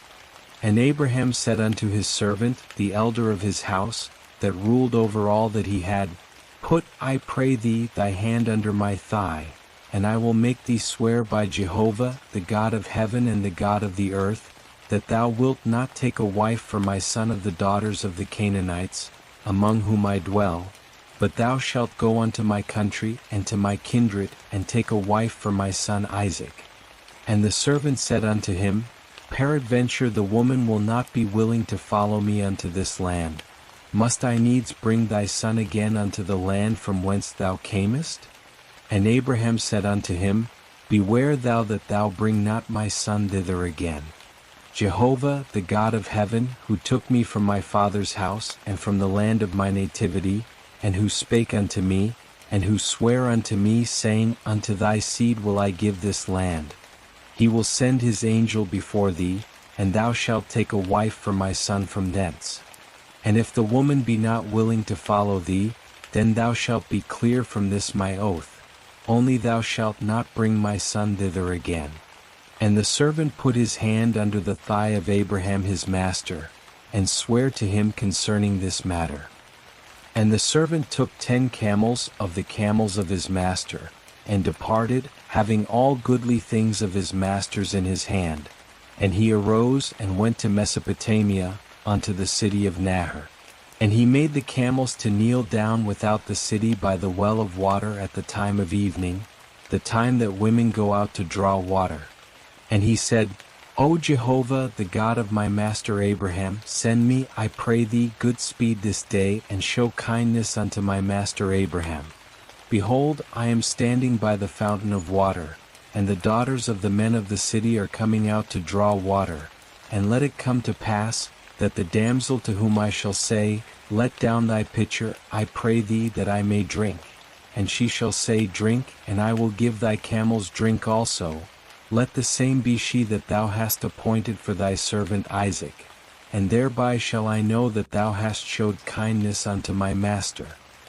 And it came to pass before he had done speaking, that, behold, Rebekah came out, who was born to Bethuel the son of Milcah, the wife of Nahor, Abraham's brother, with her pitcher upon her shoulder. And the servant ran to meet her, and said, Give me to drink, I pray thee, a little water from thy pitcher. And she said, Drink, my lord. And she hasted, and let down her pitcher upon her hand, and gave him drink. And when she had done giving him drink, she said, I will draw for thy camels also, until they have done drinking. And she hasted, and emptied her pitcher into the trough, and ran again unto the well to draw, and drew for all his camels. And the man looked steadfastly on her, holding his peace, to know whether Jehovah had made his journey prosperous or not. And it came to pass, as the camels had done drinking, that the man took a golden ring of 1/2 shekel weight, and 2 bracelets for her hands of 10 shekels weight of gold, and said, Whose daughter art thou? Tell me, I pray thee. Is there room in thy father's house for us to lodge in? And she said unto him, I am the daughter of Bethuel the son of Milcah, whom she bare unto Nahor. She said moreover unto him, We have both straw and provender enough, and room to lodge in. And the man bowed his head and worshipped Jehovah. And he said, Blessed be Jehovah, the God of my master Abraham, who hath not forsaken his loving kindness and his truth toward my master. As for me, Jehovah hath led me in the way to the house of my master's brethren. And the damsel ran and told her mother's house according to these words. And Rebekah had a brother, and his name was Laban. And Laban ran out unto the man unto the fountain. And it came to pass, when he saw the ring and the bracelets upon his sister's hands, and when he heard the words of Rebekah his sister, saying, Thus spake the man unto me, that he came unto the man, and behold, he was standing by the camels at the fountain. And he said, Come in, thou blessed of Jehovah, wherefore standest thou without? For I have prepared the house and room for the camels. And the man came into the house, and he ungirded the camels, and he gave straw and provender for the camels, and water to wash his feet and the feet of the men that were with him. And there was set food before him to eat, but he said, I will not eat until I have told mine errand. And he said, Speak on. And he said, I am Abraham's servant. And Jehovah hath blessed my master greatly, and he is become great. And he hath given him flocks and herds, and silver and gold, and men servants and maidservants, and camels and asses. And Sarah my master's wife bare a son to my master when she was old, and unto him hath he given all that he hath. And my master made me swear, saying, Thou shalt not take a wife for my son of the daughters of the Canaanites, in whose land I dwell, but thou shalt go unto my father's house, and to my kindred, and take a wife for my son. And I said unto my master, Peradventure the woman will not follow me. And he said unto me, Jehovah, before whom I walk, will send his angel with thee, and prosper thy way, and thou shalt take a wife for my son of my kindred, and of my father's house. Then shalt thou be clear from my oath, when thou comest to my kindred, and if they give her not to thee, thou shalt be clear from my oath. And I came this day unto the fountain, and said, O Jehovah, the God of my master Abraham, if now thou do prosper my way which I go, behold, I am standing by the fountain of water, and let it come to pass, that the maiden that cometh forth to draw, to whom I shall say, Give me, I pray thee, a little water from thy pitcher to drink, and she shall say to me, Both drink thou, and I will also draw for thy camels. Let the same be the woman whom Jehovah hath appointed for my master's son. And before I had done speaking in my heart, behold, Rebekah came forth with her pitcher on her shoulder. And she went down unto the fountain, and drew. And I said unto her, Let me drink, I pray thee. And she made haste, and let down her pitcher from her shoulder, and said, Drink, and I will give thy camels drink also. So I drank, and she made the camels drink also.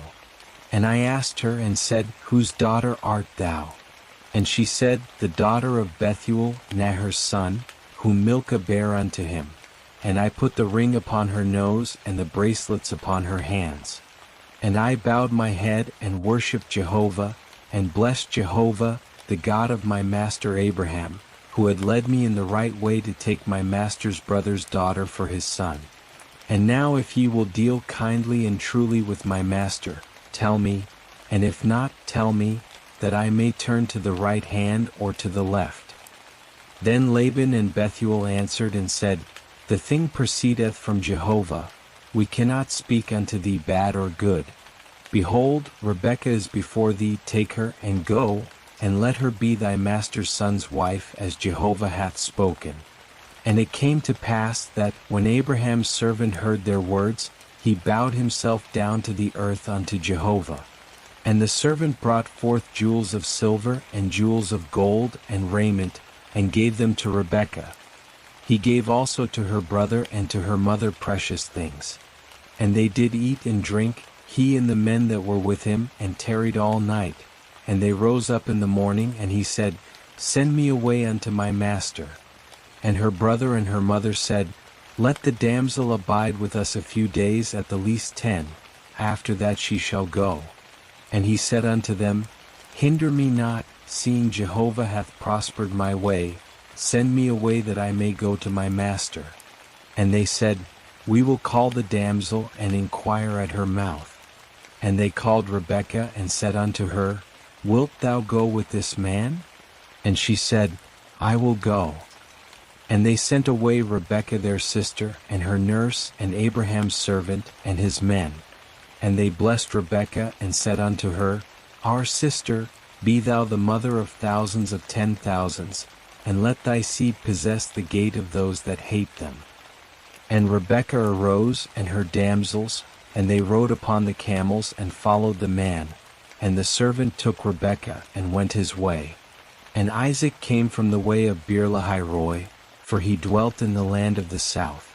And Isaac went out to meditate in the field at the eventide, and he lifted up his eyes and saw, and behold, there were camels coming.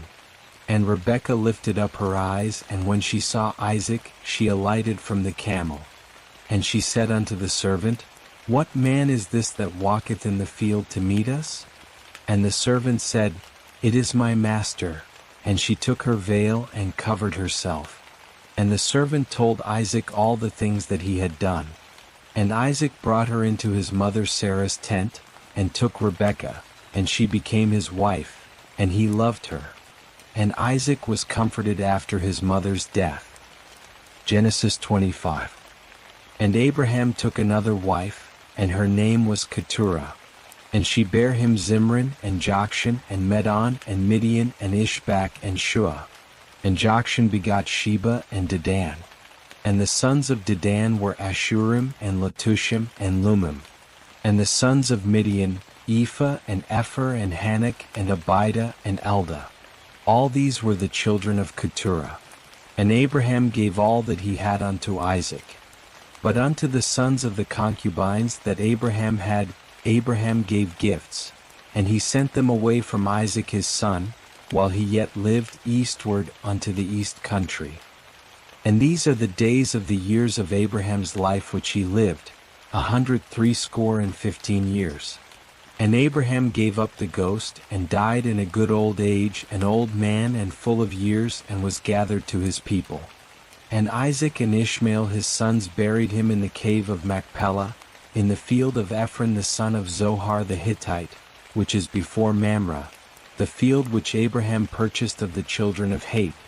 There was Abraham buried, and Sarah his wife. And it came to pass after the death of Abraham, that God blessed Isaac his son. And Isaac dwelt by Beer-lahai-roi. Now these are the generations of Ishmael Abraham's son, whom Hagar the Egyptian, Sarah's handmaid, bare unto Abraham. And these are the names of the sons of Ishmael by their names according to their generations.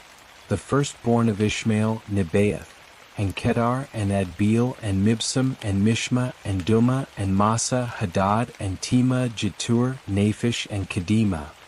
These are the sons of Ishmael, and these are their names, by their villages and by their encampments, 12 princes according to their nations. And these are the years of the life of Ishmael, 137 years. And he gave up the ghost and died, and was gathered unto his people.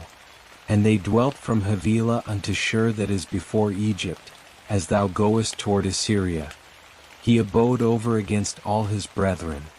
And these are the generations of Isaac, Abraham's son. Abraham begot Isaac. And Isaac was 40 years old when he took Rebekah, the daughter of Bethuel the Syrian of Paddan-aram, the sister of Laban the Syrian, to be his wife. And Isaac entreated Jehovah for his wife, because she was barren.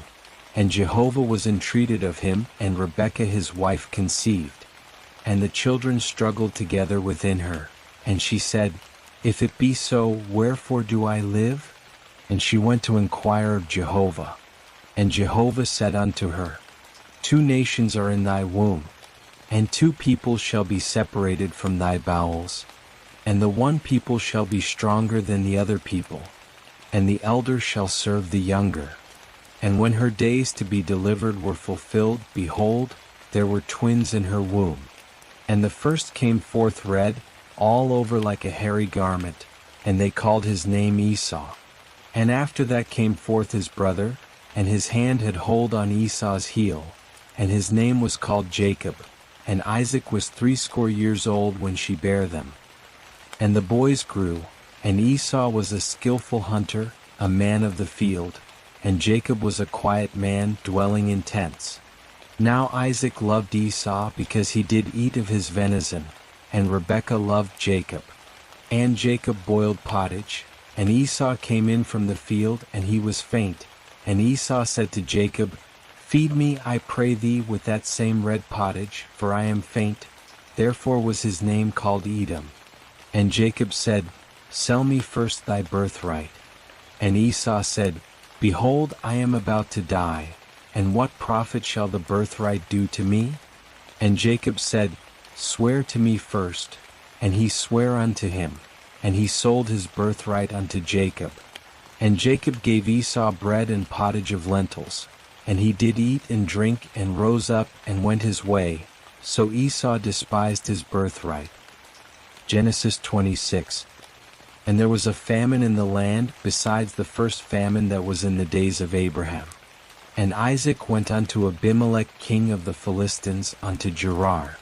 And Jehovah appeared unto him, and said, Go not down into Egypt. Dwell in the land which I shall tell thee of. Sojourn in this land, and I will be with thee, and will bless thee.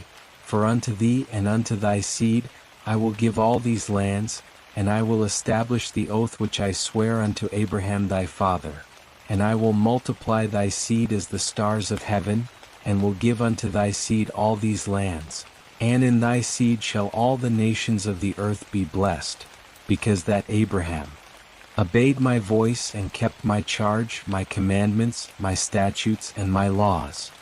And Isaac dwelt in Gerar, and the men of the place asked him of his wife, and he said, She is my sister, for he feared to say my wife, lest, said he, the men of the place should kill me for Rebekah, because she was fair to look upon.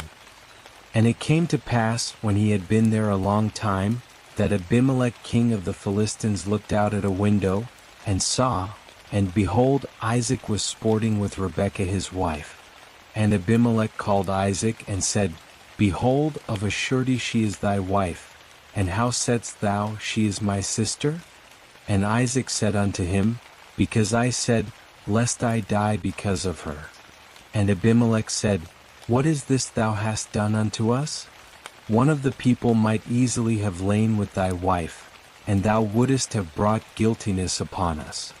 And Abimelech charged all the people, saying, He that toucheth this man or his wife shall surely be put to death.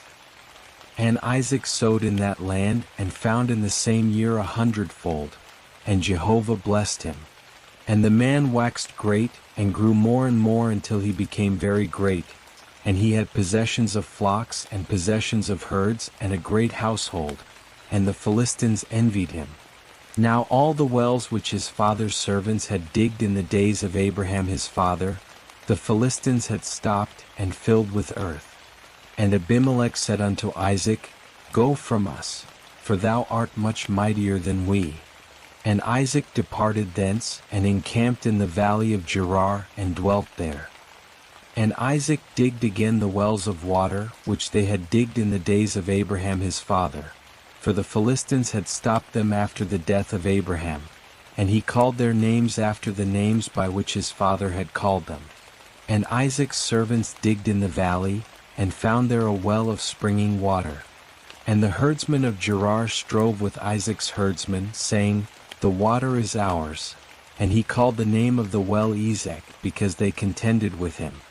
And they digged another well, and they strove for that also, and he called the name of it Sitnah. And he removed from thence, and digged another well, and for that they strove not, and he called the name of it Rehoboth, and he said, For now Jehovah hath made room for us, and we shall be fruitful in the land. And he went up from thence to Beersheba. And Jehovah appeared unto him the same night, and said, I am the God of Abraham thy father. Fear not, for I am with thee, and will bless thee, and multiply thy seed for my servant Abraham's sake. And he builded an altar there, and called upon the name of Jehovah, and pitched his tent there, and there Isaac's servants digged a well.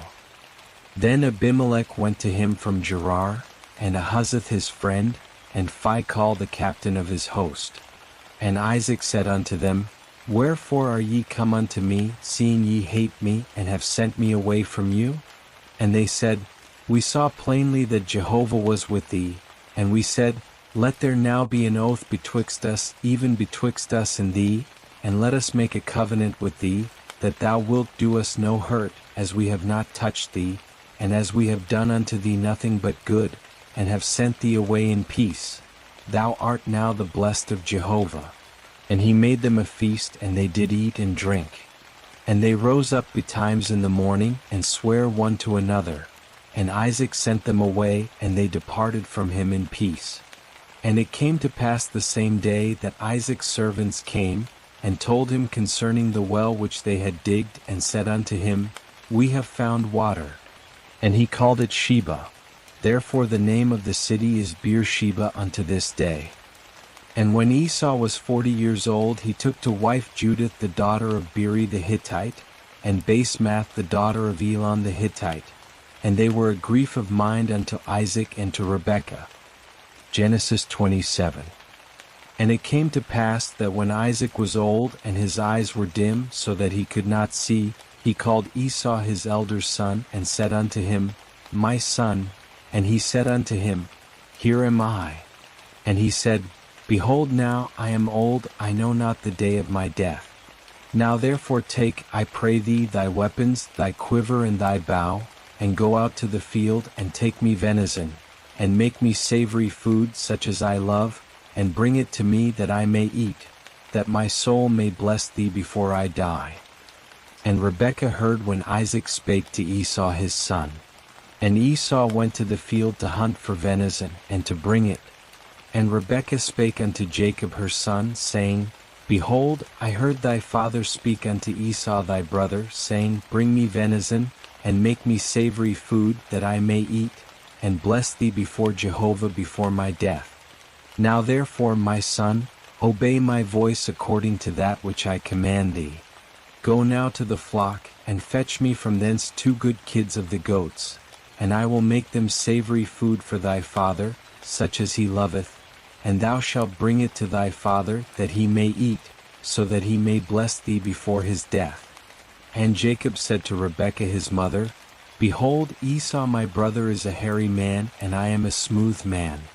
My father peradventure will feel me, and I shall seem to him as a deceiver, and I shall bring a curse upon me, and not a blessing. And his mother said unto him, Upon me be thy curse, my son, only obey my voice, and go fetch me them. And he went, and fetched, and brought them to his mother. And his mother made savory food, such as his father loved. And Rebekah took the goodly garments of Esau her elder son, which were with her in the house, and put them upon Jacob her younger son. And she put the skins of the kids of the goats upon his hands, and upon the smooth of his neck. And she gave the savory food and the bread, which she had prepared, into the hand of her son Jacob. And he came unto his father, and said, My father. And he said, Here am I. Who art thou, my son? And Jacob said unto his father, I am Esau thy firstborn. I have done according as thou badest me. Arise, I pray thee, sit and eat of my venison, that thy soul may bless me. And Isaac said unto his son, How is it that thou hast found it so quickly, my son? And he said, Because Jehovah thy God sent me good speed. And Isaac said unto Jacob, Come near, I pray thee, that I may feel thee, my son, whether thou be my very son Esau or not. And Jacob went near unto Isaac his father.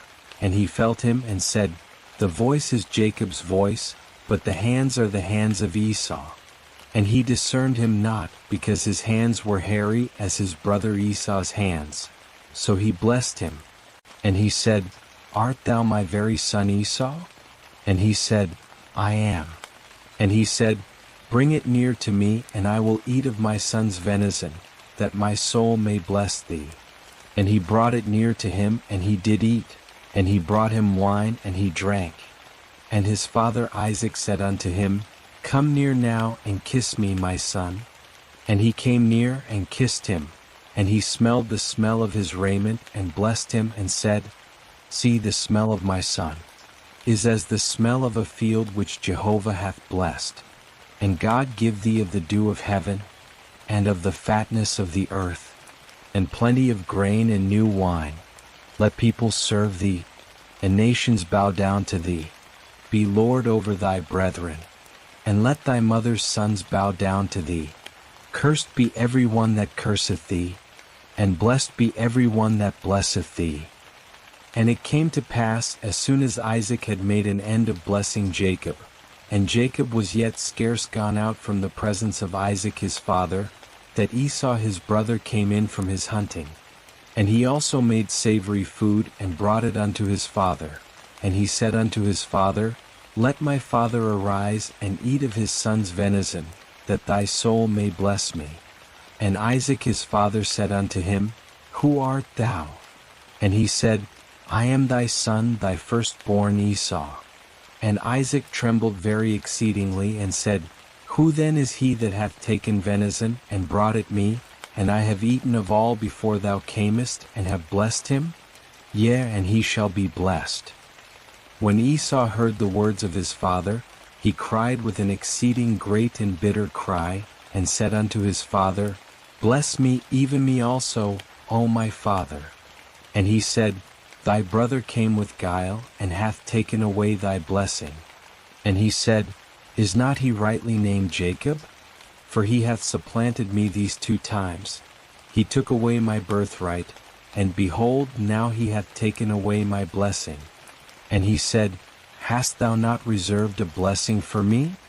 And Isaac answered and said unto Esau, Behold, I have made him thy lord, and all his brethren have I given to him for servants. And with grain and new wine have I sustained him. And what then shall I do for thee, my son? And Esau said unto his father, Hast thou but one blessing, my father? Bless me, even me also, O my father. And Esau lifted up his voice and wept. And Isaac his father answered and said unto him, Behold, of the fatness of the earth shall be thy dwelling, and of the dew of heaven from above. And by thy sword shalt thou live, and thou shalt serve thy brother. And it shall come to pass, when thou shalt break loose, that thou shalt shake his yoke from off thy neck. And Esau hated Jacob because of the blessing wherewith his father blessed him. And Esau said in his heart, The days of mourning for my father are at hand, then will I slay my brother Jacob. And the words of Esau her elder son were told to Rebekah. And she sent and called Jacob her younger son, and said unto him, Behold, thy brother Esau, as touching thee, doth comfort himself, purposing to kill thee. Now therefore, my son, obey my voice, and arise, flee thou to Laban my brother to Haran, and tarry with him a few days, until thy brother's fury turn away, until thy brother's anger turn away from thee, and he forget that which thou hast done to him. Then I will send and fetch thee from thence. Why should I be bereaved of you both in one day? And Rebekah said to Isaac, I am weary of my life because of the daughters of hate. If Jacob take a wife of the daughters of hate, such as these of the daughters of the land, what good shall my life do me? Genesis 28. And Isaac called Jacob, and blessed him, and charged him, and said unto him, Thou shalt not take a wife of the daughters of Canaan. Arise, go to Padanaram, to the house of Bethuel thy mother's father, and take thee a wife from thence of the daughters of Laban thy mother's brother. And God Almighty bless thee, and make thee fruitful, and multiply thee, that thou mayest be a company of peoples. and give thee the blessing of Abraham to thee and to thy seed with thee, that thou mayest inherit the land of thy sojournings, which God gave unto Abraham. And Isaac sent away Jacob, and he went to Paddan-aram unto Laban, son of Bethuel the Syrian, the brother of Rebekah, Jacob's and Esau's mother. Now Esau saw that Isaac had blessed Jacob and sent him away to Paddan-aram, to take him a wife from thence, and that as he blessed him he gave him a charge, saying, Thou shalt not take a wife of the daughters of Canaan. And that Jacob obeyed his father and his mother, and was gone to Paddan-aram. And Esau saw that the daughters of Canaan pleased not Isaac his father. And Esau went unto Ishmael, and took, besides the wives that he had, Mahalath the daughter of Ishmael Abraham's son, the sister of Nebaioth, to be his wife. And Jacob went out from Beersheba, and went toward Haran. And he lighted upon a certain place, and tarried there all night, because the sun was set. And he took one of the stones of the place, and put it under his head, and lay down in that place to sleep. And he dreamed, and behold, a ladder set up on the earth, and the top of it reached to heaven. And behold, the angels of God ascending and descending on it. And behold, Jehovah stood above it, and said, I am Jehovah, the God of Abraham thy father, and the God of Isaac. The land whereon thou liest, to thee will I give it, and to thy seed. And thy seed shall be as the dust of the earth, and thou shalt spread abroad, to the west, and to the east, and to the north, and to the south. And in thee and in thy seed shall all the families of the earth be blessed. And behold, I am with thee, and will keep thee whithersoever thou goest, and will bring thee again into this land. For I will not leave thee, until I have done that which I have spoken to thee of. And Jacob awaked out of his sleep, and he said, Surely Jehovah is in this place, and I knew it not. And he was afraid, and said, How dreadful is this place! This is none other than the house of God, and this is the gate of heaven. And Jacob rose up early in the morning, and took the stone that he had put under his head, and set it up for a pillar, and poured oil upon the top of it. And he called the name of that place Bethel, but the name of the city was Luz at the first. And Jacob vowed a vow, saying, If God will be with me, and will keep me in this way that I go, and will give me bread to eat and raiment to put on, so that I come again to my father's house in peace, and Jehovah will be my God, then this stone which I have set up for a pillar shall be God's house. And of all that thou shalt give me I will surely give the tenth unto thee. Genesis 29. Then Jacob went on his journey, and came to the land of the children of the east. And he looked, and behold, a well in the field, and lo, 3 flocks of sheep lying there by it, for out of that well they watered the flocks. And the stone upon the well's mouth was great. And thither were all the flocks gathered, and they rolled the stone from the well's mouth, and watered the sheep, and put the stone again upon the well's mouth in its place. And Jacob said unto them, My brethren, whence are ye? And they said, Of Haran are we. And he said unto them, Know ye Laban the son of Nahor? And they said, We know him. And he said unto them, Is it well with him? And they said, It is well. And behold, Rachel his daughter cometh with the sheep. And he said, Lo, it is yet high day, neither is it time that the cattle should be gathered together. Water ye the sheep, and go and feed them. And they said, We cannot, until all the flocks be gathered together, and they roll the stone from the well's mouth. Then we water the sheep. While he was yet speaking with them, Rachel came with her father's sheep, for she kept them. And it came to pass, when Jacob saw Rachel the daughter of Laban his mother's brother, and the sheep of Laban his mother's brother, that Jacob went near, and rolled the stone from the well's mouth, and watered the flock of Laban his mother's brother. And Jacob kissed Rachel, and lifted up his voice, and wept. And Jacob told Rachel that he was her father's brother, and that he was Rebekah's son. And she ran and told her father. And it came to pass, when Laban heard the tidings of Jacob his sister's son, that he ran to meet him and embraced him and kissed him and brought him to his house. And he told Laban all these things. And Laban said to him, Surely thou art my bone and my flesh. And he abode with him the space of a month. And Laban said unto Jacob, Because thou art my brother, shouldest thou therefore serve me for naught? Tell me, what shall thy wages be? And Laban had 2 daughters. The name of the elder was Leah, and the name of the younger was Rachel. And Leah's eyes were tender, but Rachel was beautiful and well favored. And Jacob loved Rachel, and he said, I will serve thee 7 years for Rachel thy younger daughter. And Laban said, It is better that I give her to thee, than that I should give her to another man. Abide with me. And Jacob served 7 years for Rachel, and they seemed unto him but a few days for the love he had to her. And Jacob said unto Laban, Give me my wife, for my days are fulfilled, that I may go in unto her. And Laban gathered together all the men of the place and made a feast. And it came to pass in the evening, that he took Leah his daughter, and brought her to him, and he went in unto her. And Laban gave Zilpah his handmaid unto his daughter Leah for a handmaid. And it came to pass in the morning that, behold, it was Leah. And he said to Laban, What is this thou hast done unto me? Did not I serve with thee for Rachel? Wherefore then hast thou beguiled me? And Laban said, It is not so done in our place to give the younger before the firstborn. Fulfill the week of this one, and we will give thee the other also for the service which thou shalt serve with me yet 7 other years. And Jacob did so, and fulfilled her week, and he gave him Rachel his daughter to wife. And Laban gave to Rachel his daughter Bilhah his handmaid to be her handmaid. And he went in also unto Rachel, and he loved also Rachel more than Leah, and served with him yet 7 other years. And Jehovah saw that Leah was hated, and he opened her womb, but Rachel was barren. And Leah conceived, and bare a son, and she called his name Reuben. For she said, Because Jehovah hath looked upon my affliction, for now my husband will love me.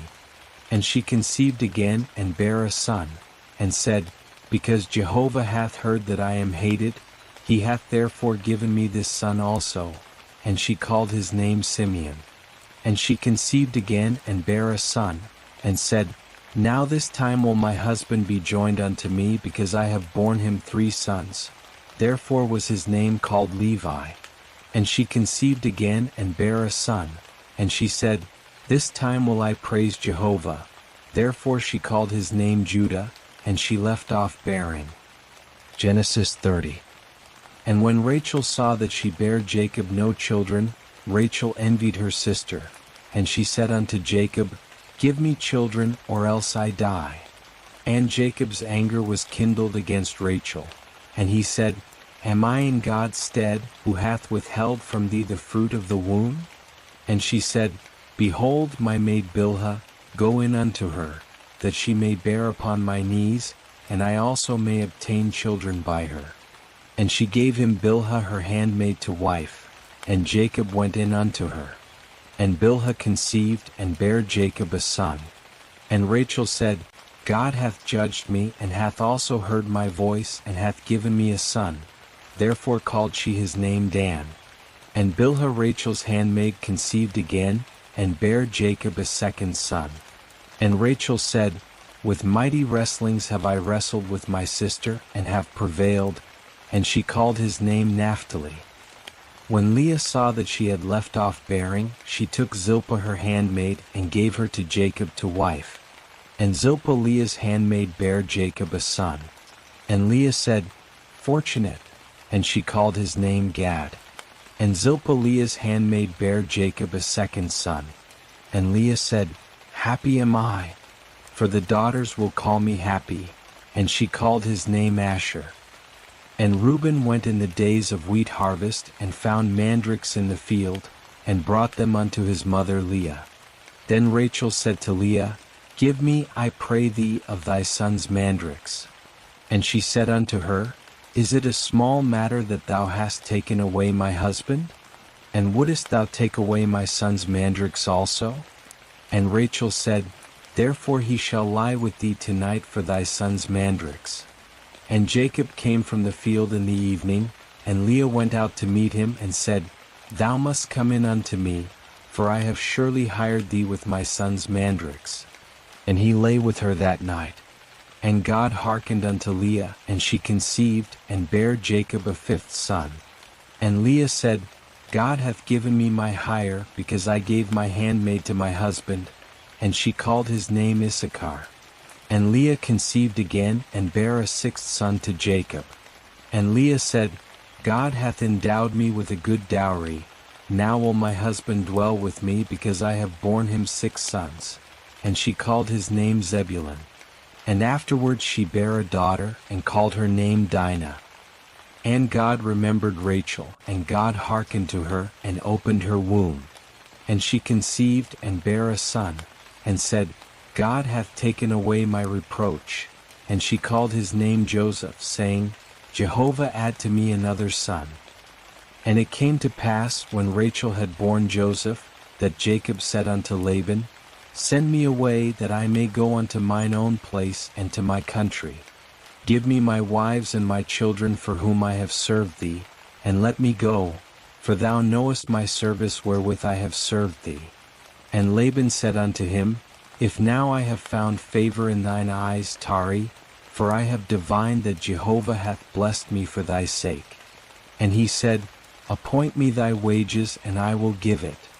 And he said unto him, Thou knowest how I have served thee, and how thy cattle have fared with me. For it was little which thou hadst before I came, and it hath increased unto a multitude, and Jehovah hath blessed thee whithersoever I turned. And now when shall I provide for mine own house also? And he said, What shall I give thee? And Jacob said, Thou shalt not give me aught. If thou wilt do this thing for me, I will again feed thy flock and keep it. I will pass through all thy flock today, removing from thence every speckled and spotted one, and every black one among the sheep, and the spotted and speckled among the goats, and of such shall be my hire. So shall my righteousness answer for me hereafter, when thou shalt come concerning my hire that is before thee, every one that is not speckled and spotted among the goats, and black among the sheep, that, if found with me, shall be counted stolen. And Laban said, Behold, I would it might be according to thy word. And he removed that day the he-goats that were ring-streaked and spotted, and all the she-goats that were speckled and spotted, every one that had white in it, and all the black ones among the sheep, and gave them into the hand of his sons. And he set 3 days' journey betwixt himself and Jacob, and Jacob fed the rest of Laban's flocks. And Jacob took him rods of fresh poplar, and of the almond and of the plane tree, and peeled white streaks in them, and made the white appear which was in the rods. And he set the rods which he had peeled over against the flocks in the gutters and the watering troughs where the flocks came to drink, and they conceived when they came to drink. And the flocks conceived before the rods, and the flocks brought forth ring-streaked, speckled, and spotted. And Jacob separated the lambs, and set the faces of the flocks toward the ring-streaked and all the black in the flock of Laban. And he put his own droves apart, and put them not unto Laban's flock. And it came to pass, whensoever the stronger of the flock did conceive, that Jacob laid the rods before the eyes of the flock in the gutters, that they might conceive among the rods. But when the flock were feeble, he put them not in. So the feebler were Laban's, and the stronger Jacob's. And the man increased exceedingly, and had large flocks, and maidservants and menservants, and camels and asses. Genesis 31. And he heard the words of Laban's sons, saying, Jacob hath taken away all that was our father's, and of that which was our father's hath he gotten all this glory. And Jacob beheld the countenance of Laban, and behold, it was not toward him as beforetime. And Jehovah said unto Jacob, Return unto the land of thy fathers, and to thy kindred, and I will be with thee. And Jacob sent and called Rachel and Leah to the field unto his flock, and said unto them, I see your father's countenance, that it is not toward me as beforetime. but the God of my father hath been with me. And ye know that with all my power I have served your father. And your father hath deceived me, and changed my wages 10 times. But God suffered him not to hurt me. If he said thus, the speckled shall be thy wages, then all the flock bear speckled. And if he said thus, the ringstreaked shall be thy wages, then bear all the flock ringstreaked. Thus God hath taken away the cattle of your father, and given them to me.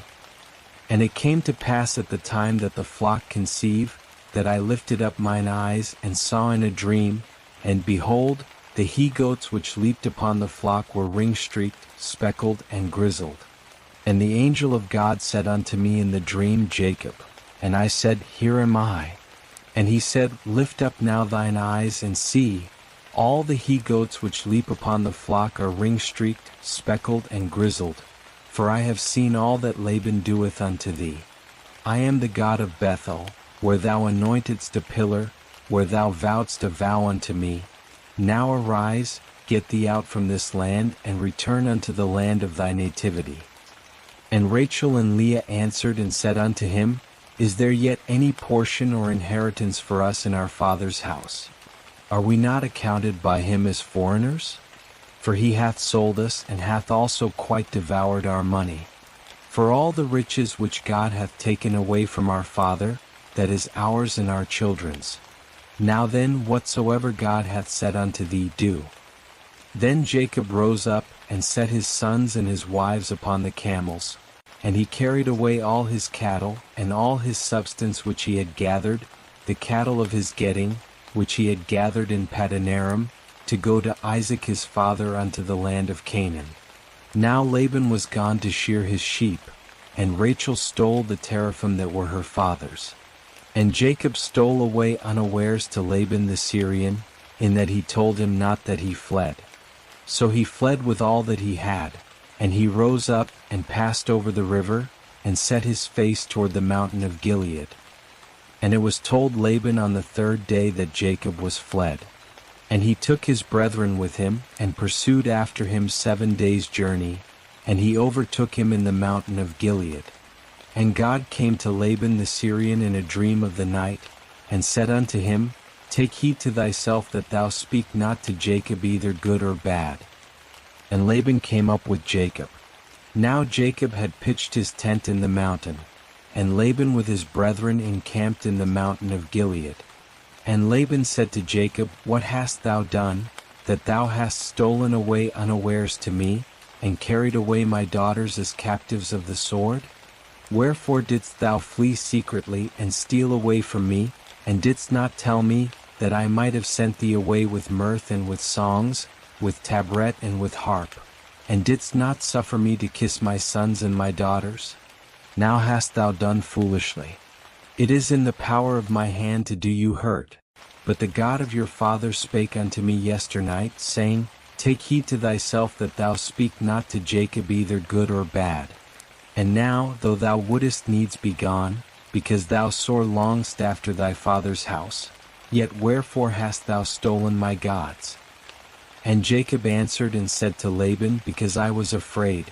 For I said, Lest thou shouldest take thy daughters from me by force. With whomsoever thou findest thy gods, he shall not live. Before our brethren discern thou what is thine with me, and take it to thee. For Jacob knew not that Rachel had stolen them.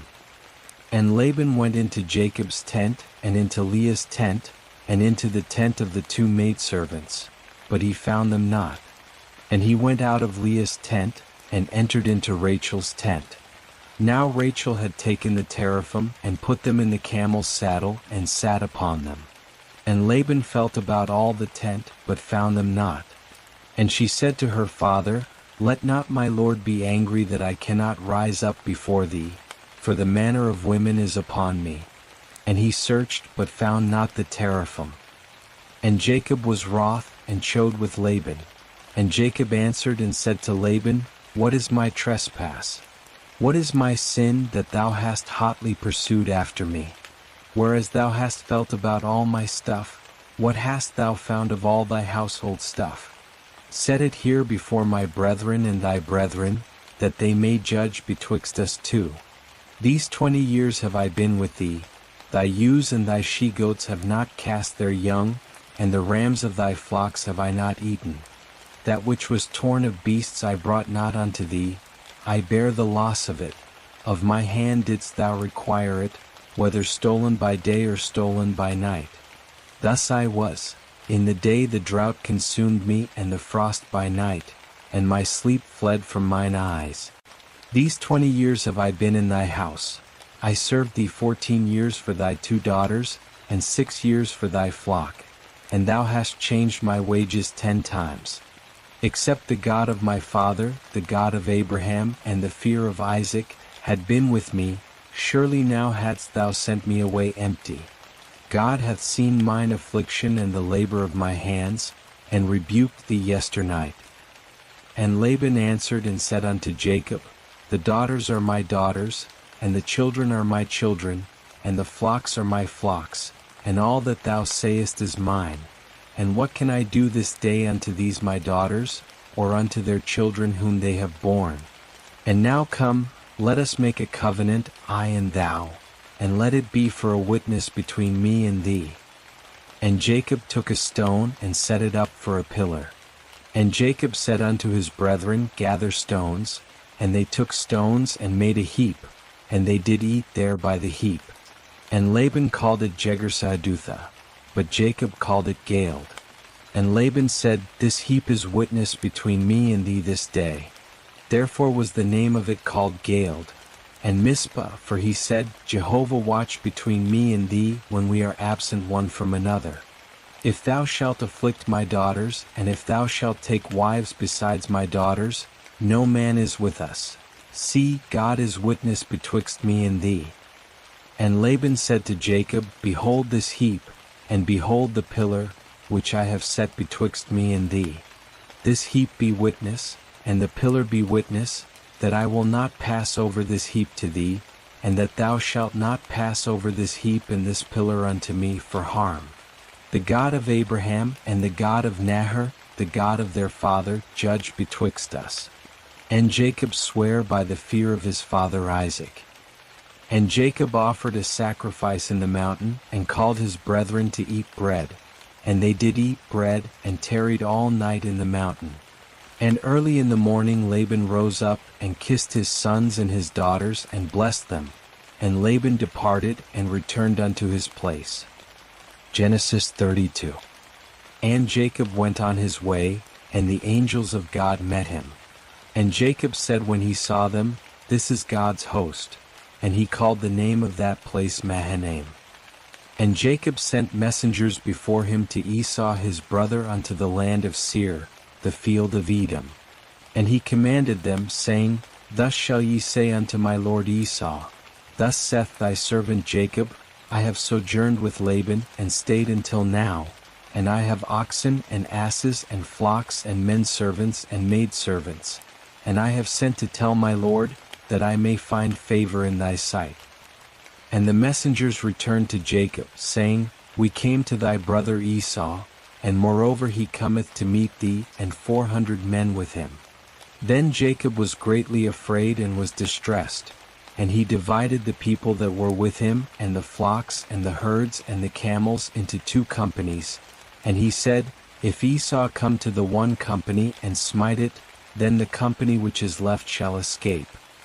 And Jacob said, O God of my father Abraham, and God of my father Isaac, O Jehovah, who saidst unto me, Return unto thy country, and to thy kindred, and I will do thee good. I am not worthy of the least of all the loving kindnesses, and of all the truth, which thou hast showed unto thy servant.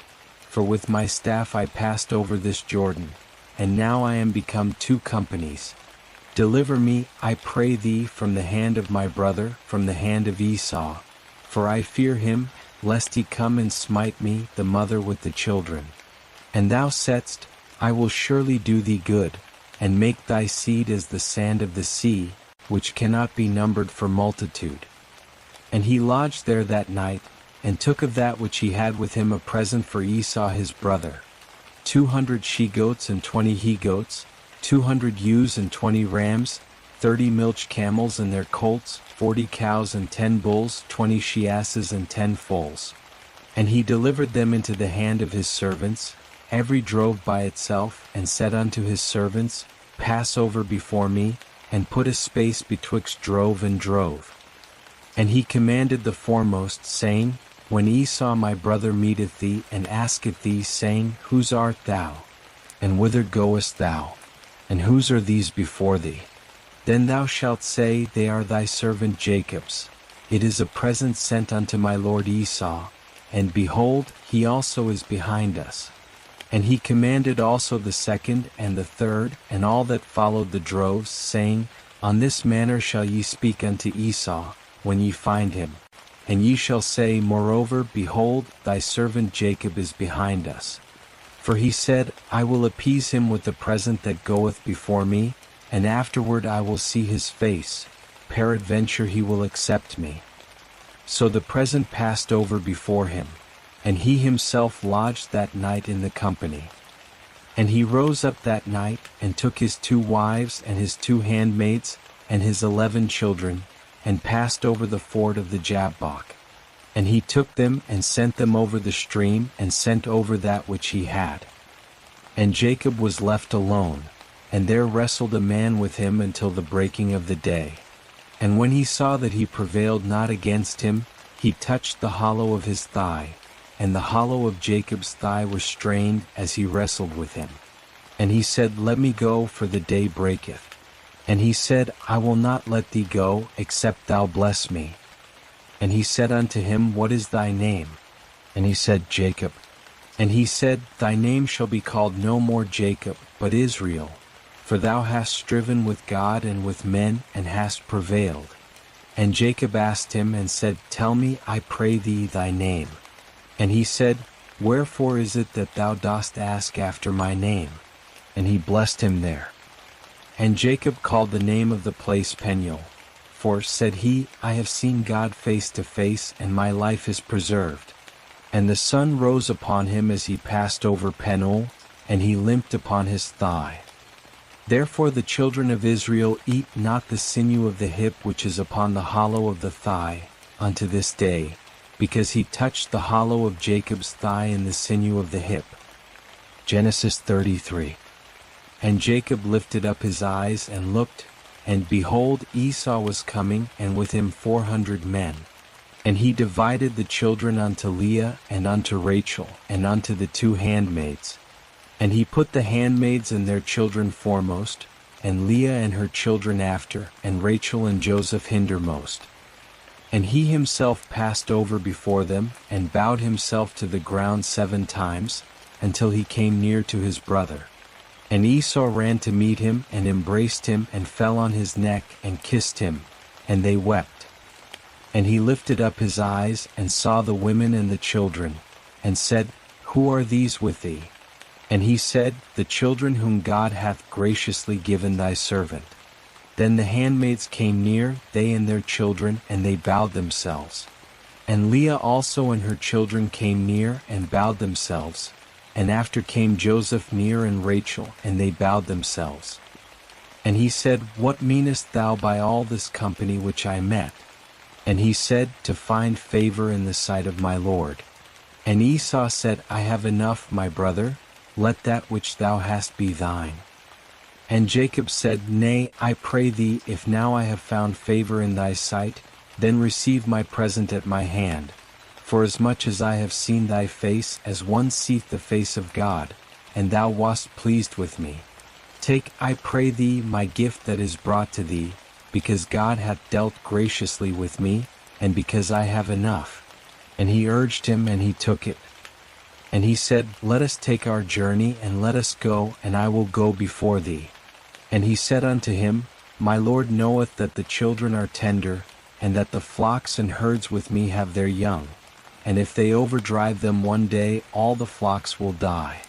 Let my Lord, I pray thee, pass over before his servant, and I will lead on gently, according to the pace of the cattle that are before me, and according to the pace of the children, until I come unto my Lord unto Seir. And Esau said, Let me now leave with thee some of the folk that are with me. And he said, What needeth it? Let me find favor in the sight of my Lord. So Esau returned that day on his way unto Seir. And Jacob journeyed to Succoth, and built him a house, and made booths for his cattle. Therefore the name of the place is called Succoth. And Jacob came in peace to the city of Shechem, which is in the land of Canaan, when he came from Paddan Aram, and encamped before the city. And he bought the parcel of ground where he had spread his tent, at the hand of the children of Hamor, Shechem's father, for 100 pieces of money. And he erected there an altar, and called it Elilohizrael. Genesis 34. And Dinah the daughter of Leah, whom she bare unto Jacob, went out to see the daughters of the land. And Shechem the son of Hamor the Hivite, the prince of the land, saw her. And he took her, and lay with her, and humbled her. And his soul clave unto Dinah the daughter of Jacob, and he loved the damsel, and spake kindly unto the damsel. And Shechem spake unto his father Hamor, saying, Get me this damsel to wife. Now Jacob heard that he had defiled Dinah his daughter, and his sons were with his cattle in the field, and Jacob held his peace until they came. And Hamor the father of Shechem went out unto Jacob to commune with him. And the sons of Jacob came in from the field when they heard it, and the men were grieved, and they were very wroth, because he had wrought folly in Israel in lying with Jacob's daughter, which thing ought not to be done. And Hamor communed with them, saying, The soul of my son Shechem longeth for your daughter. I pray you, give her unto him to wife. And make ye marriages with us.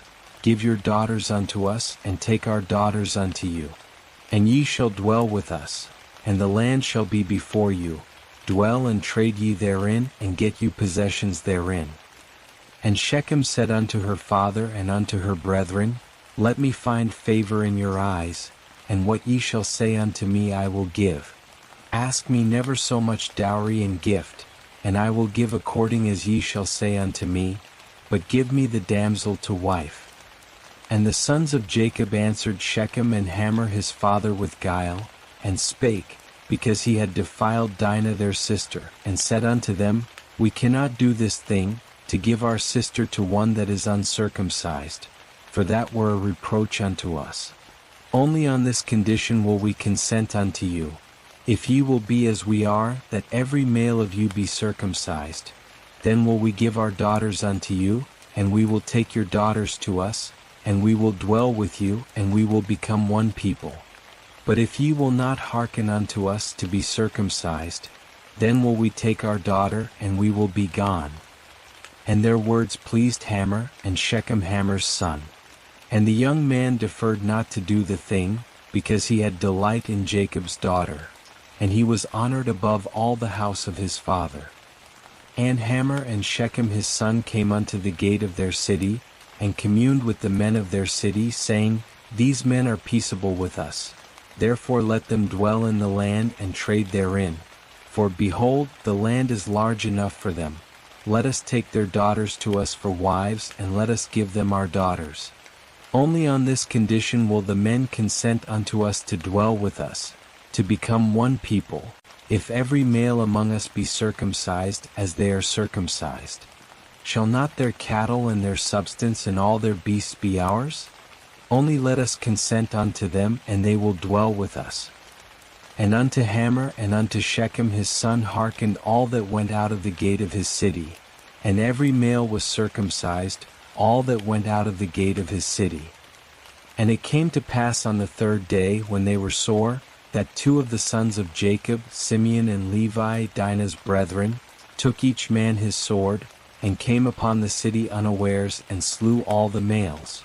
And they slew Hamor and Shechem his son with the edge of the sword, and took Dinah out of Shechem's house, and went forth. The sons of Jacob came upon the slain, and plundered the city, because they had defiled their sister. They took their flocks and their herds and their asses, and that which was in the city, and that which was in the field, and all their wealth, and all their little ones and their wives, took they captive and made a prey, even all that was in the house. And Jacob said to Simeon and Levi, Ye have troubled me to make me odious to the inhabitants of the land, among the Canaanites and the Perizzites. And I being few in number, they will gather themselves together against me and smite me, and I shall be destroyed, I and my house. And they said, Should he deal with our sister as with a harlot? Genesis 35.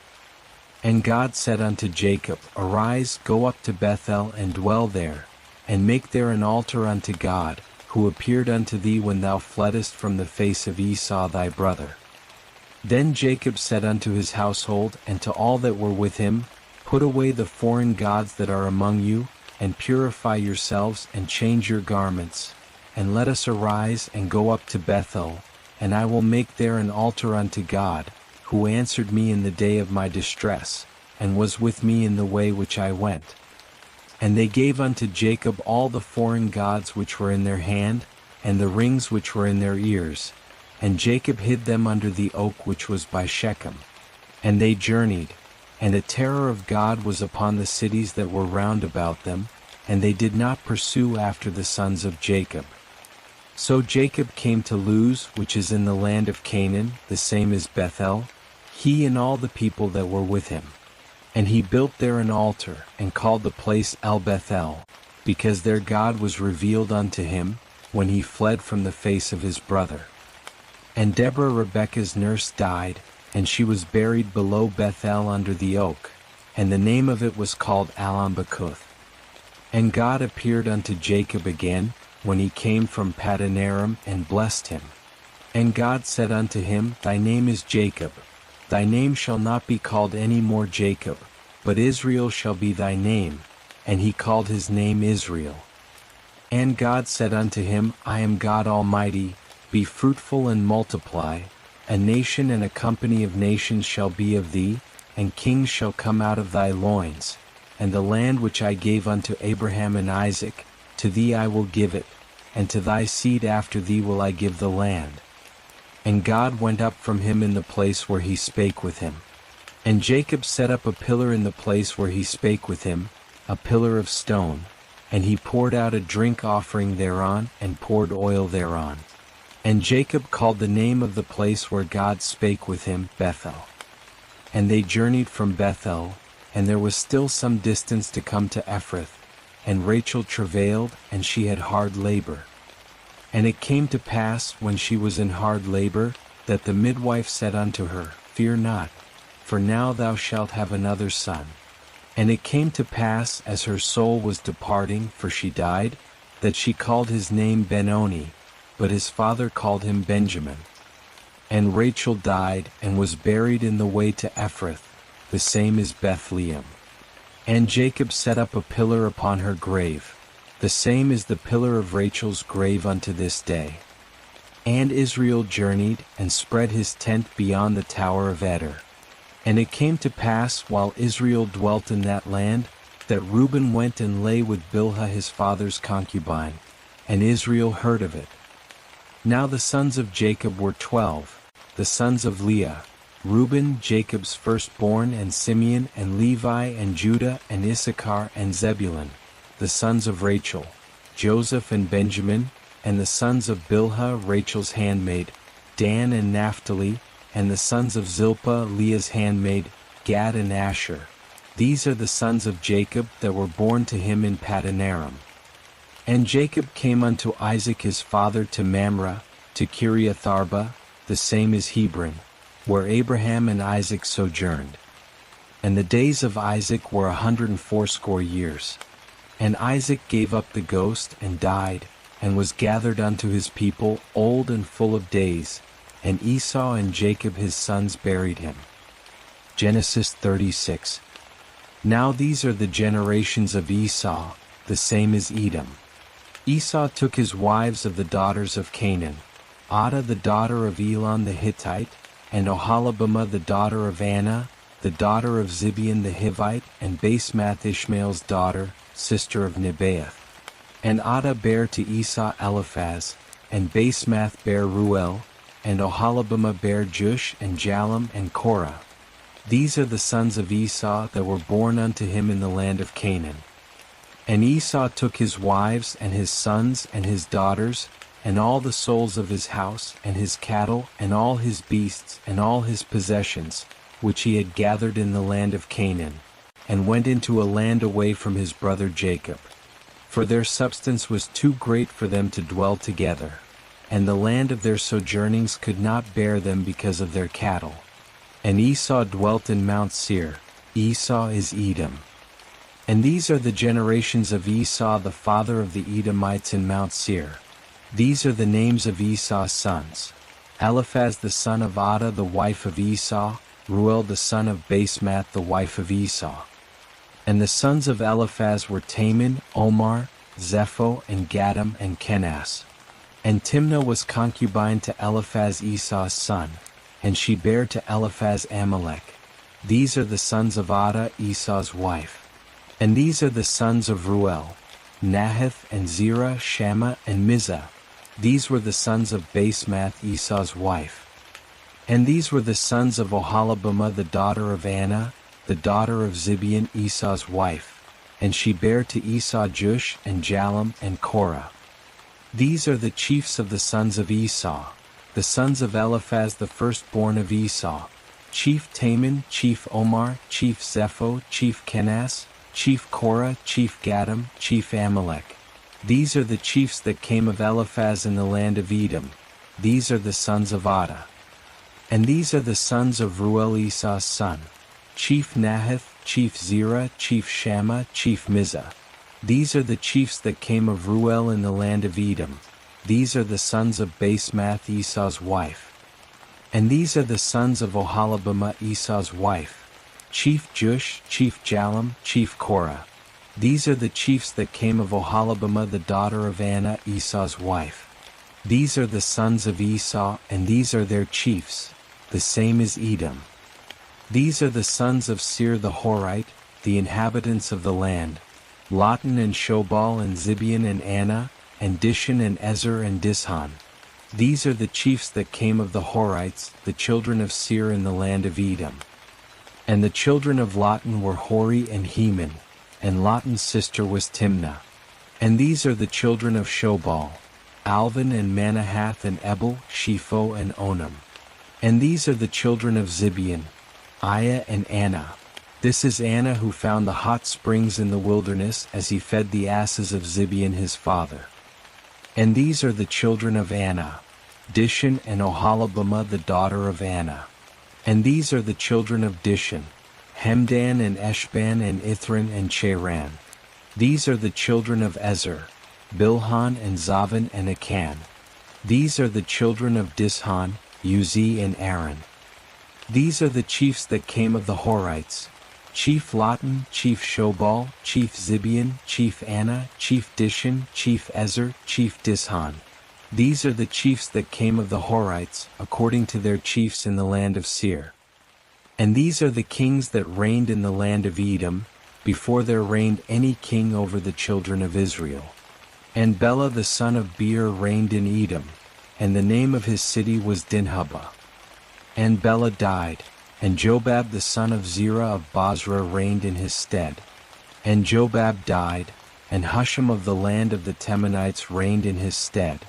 And Husham died, and Hadad the son of Bedad, who smote Midian in the field of Moab, reigned in his stead, and the name of his city was Avith. And Hadad died, and Samlah of Misreka reigned in his stead. And Samlah died, and Shaul of Rehoboth by the river reigned in his stead. And Shaul died, and Baalhanan the son of Achbor reigned in his stead. And Baalhanan the son of Achbor died, and Hadar reigned in his stead, and the name of his city was Pau, and his wife's name was Mehetabel, the daughter of Matred, the daughter of Mezahab. And these are the names of the chiefs that came of Esau, according to their families after their places by their names: Chief Timnah, Chief Alva, Chief Jetheth, Chief Oholibamah, Chief Elah, Chief Pinion, Chief Kenaz, Chief Taman, Chief Mibzar, Chief Magdiel, Chief Eram. These are the chiefs of Edom, according to their habitations in the land of their possession. This is Esau the father of the Edomites. Genesis 37. And Jacob dwelt in the land of his father's sojournings in the land of Canaan. These are the generations of Jacob. Joseph, being 17 years old, was feeding the flock with his brethren, and he was a lad with the sons of Bilhah, and with the sons of Zilpah, his father's wives. And Joseph brought the evil report of them unto their father. Now Israel loved Joseph more than all his children, because he was the son of his old age, and he made him a coat of many colors. And his brethren saw that their father loved him more than all his brethren, and they hated him and could not speak peaceably unto him. And Joseph dreamed a dream, and he told it to his brethren, and they hated him yet the more. And he said unto them, Hear, I pray you, this dream which I have dreamed. For behold, we were binding sheaves in the field, and lo, my sheaf arose and also stood upright. And behold, your sheaves came round about, and made obeisance to my sheaf. And his brethren said to him, Shalt thou indeed reign over us? Or shalt thou indeed have dominion over us? And they hated him yet the more for his dreams and for his words. And he dreamed yet another dream, and told it to his brethren, and said, Behold, I have dreamed yet a dream. And behold, the sun and the moon and 11 stars made obeisance to me. And he told it to his father and to his brethren. And his father rebuked him, and said unto him, What is this dream that thou hast dreamed? Shall I and thy mother and thy brethren indeed come to bow down ourselves to thee to the earth? And his brethren envied him, but his father kept the saying in mind. And his brethren went to feed their father's flock in Shechem. And Israel said unto Joseph, Are not thy brethren feeding the flock in Shechem? Come, and I will send thee unto them. And he said to him, Here am I. And he said to him, Go now, see whether it is well with thy brethren, and well with the flock, and bring me word again. So he sent him out of the vale of Hebron, and he came to Shechem. And a certain man found him, and behold, he was wandering in the field. And the man asked him, saying, What seekest thou? And he said, I am seeking my brethren. Tell me, I pray thee, where they are feeding the flock. And the man said, They are departed hence, for I heard them say, Let us go to Dothan. And Joseph went after his brethren, and found them in Dothan. And they saw him afar off, and before he came near unto them, they conspired against him to slay him. And they said one to another, Behold, this dreamer cometh. Come now therefore, and let us slay him, and cast him into one of the pits, and we will say, An evil beast hath devoured him, and we shall see what will become of his dreams. And Reuben heard it, and delivered him out of their hand, and said, Let us not take his life. And Reuben said unto them, Shed no blood, cast him into this pit that is in the wilderness, but lay no hand upon him, that he might deliver him out of their hand to restore him to his father. And it came to pass, when Joseph was come unto his brethren, that they stripped Joseph of his coat, the coat of many colors that was on him. And they took him and cast him into the pit, and the pit was empty, there was no water in it. And they sat down to eat bread, and they lifted up their eyes and looked, and behold, a caravan of Ishmaelites was coming from Gilead, with their camels bearing spicery and balm and myrrh, going to carry it down to Egypt. And Judah said unto his brethren, What profit is it if we slay our brother and conceal his blood? Come, and let us sell him to the Ishmaelites, and let not our hand be upon him, for he is our brother, our flesh. And his brethren hearkened unto him. And there passed by Midianites, merchantmen, and they drew and lifted up Joseph out of the pit, and sold Joseph to the Ishmaelites for 20 pieces of silver. And they brought Joseph into Egypt. And Reuben returned unto the pit, and behold, Joseph was not in the pit, and he rent his clothes. And he returned unto his brethren, and said, The child is not, and I, whither shall I go? And they took Joseph's coat, and killed a he-goat, and dipped the coat in the blood. And they sent the coat of many colors, and they brought it to their father, and said, This have we found. Know now whether it is thy son's coat or not. And he knew it, and said, It is my son's coat. An evil beast hath devoured him. Joseph is without doubt torn in pieces. And Jacob rent his garments, and put sackcloth upon his loins, and mourned for his son many days. And all his sons and all his daughters rose up to comfort him. But he refused to be comforted. And he said, For I will go down to Sheol to my son mourning. And his father wept for him. And the Midianites sold him into Egypt unto Potiphar, an officer of Pharaoh's, the captain of the guard. Genesis 38. And it came to pass at that time, that Judah went down from his brethren, and turned in to a certain Adullamite, whose name was Hira. And Judah saw there a daughter of a certain Canaanite whose name was Shua, and he took her, and went in unto her. And she conceived, and bare a son, and he called his name And she conceived again, and bare a son, and she called his name Onan. And she yet again bare a son, and called his name Shelah, and he was at Chezib when she bare him. And Judah took a wife for his firstborn, and her name was Tamar. And Judah's firstborn, was wicked in the sight of Jehovah, and Jehovah slew him. And Judah said unto Onan, Go in unto thy brother's wife, and perform the duty of a husband's brother unto her, and raise up seed to thy brother. And Onan knew that the seed would not be his. And it came to pass, when he went in unto his brother's wife, that he spilled it on the ground, lest he should give seed to his brother. And the thing which he did was evil in the sight of Jehovah, and he slew him also. Then said Judah to Tamar his daughter-in-law, Remain a widow in thy father's house, till Shelah my son be grown up. For he said, Lest he also die like his brethren. And Tamar went and dwelt in her father's house. And in process of time Shua's daughter, the wife of Judah, died, and Judah was comforted, and went up unto his sheep shearers to Timnah, he and his friend Hira the Adullamite.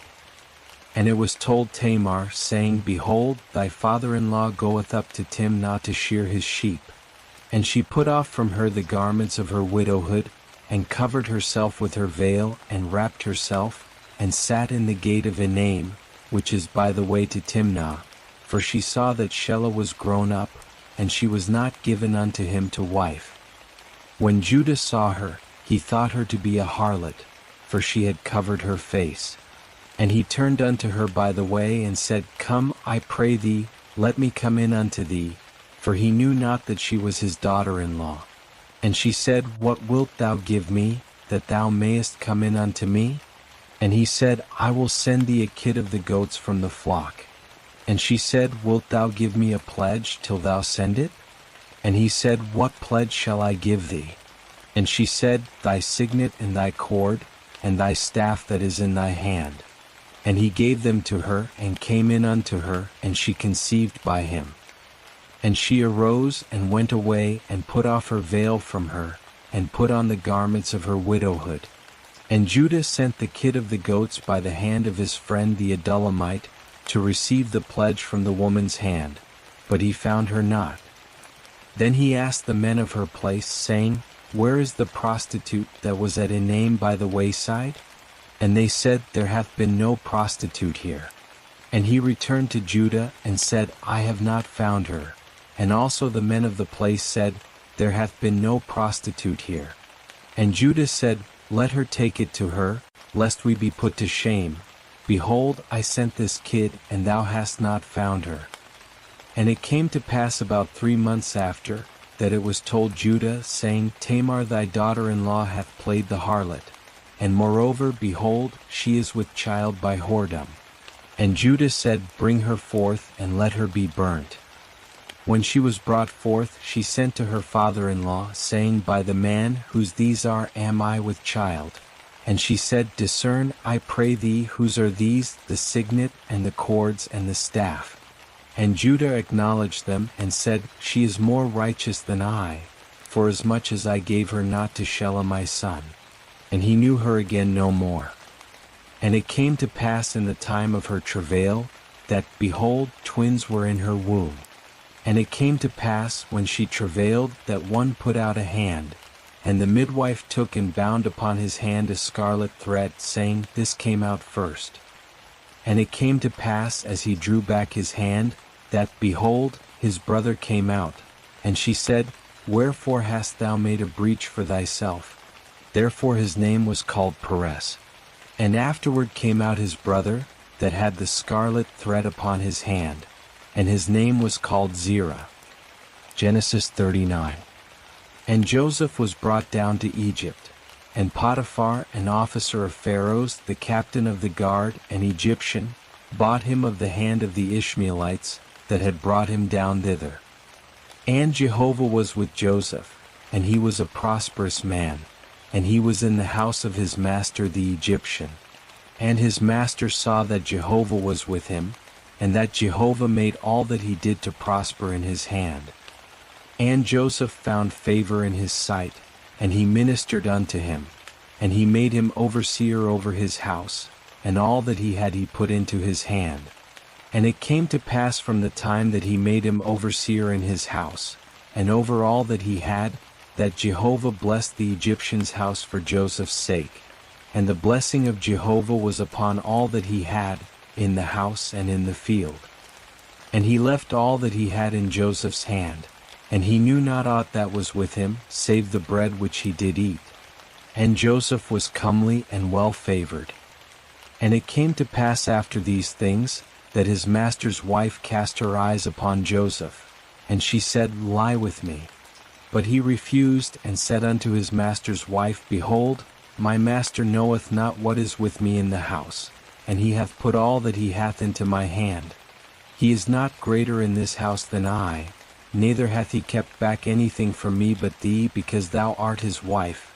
How then can I do this great wickedness, and sin against God?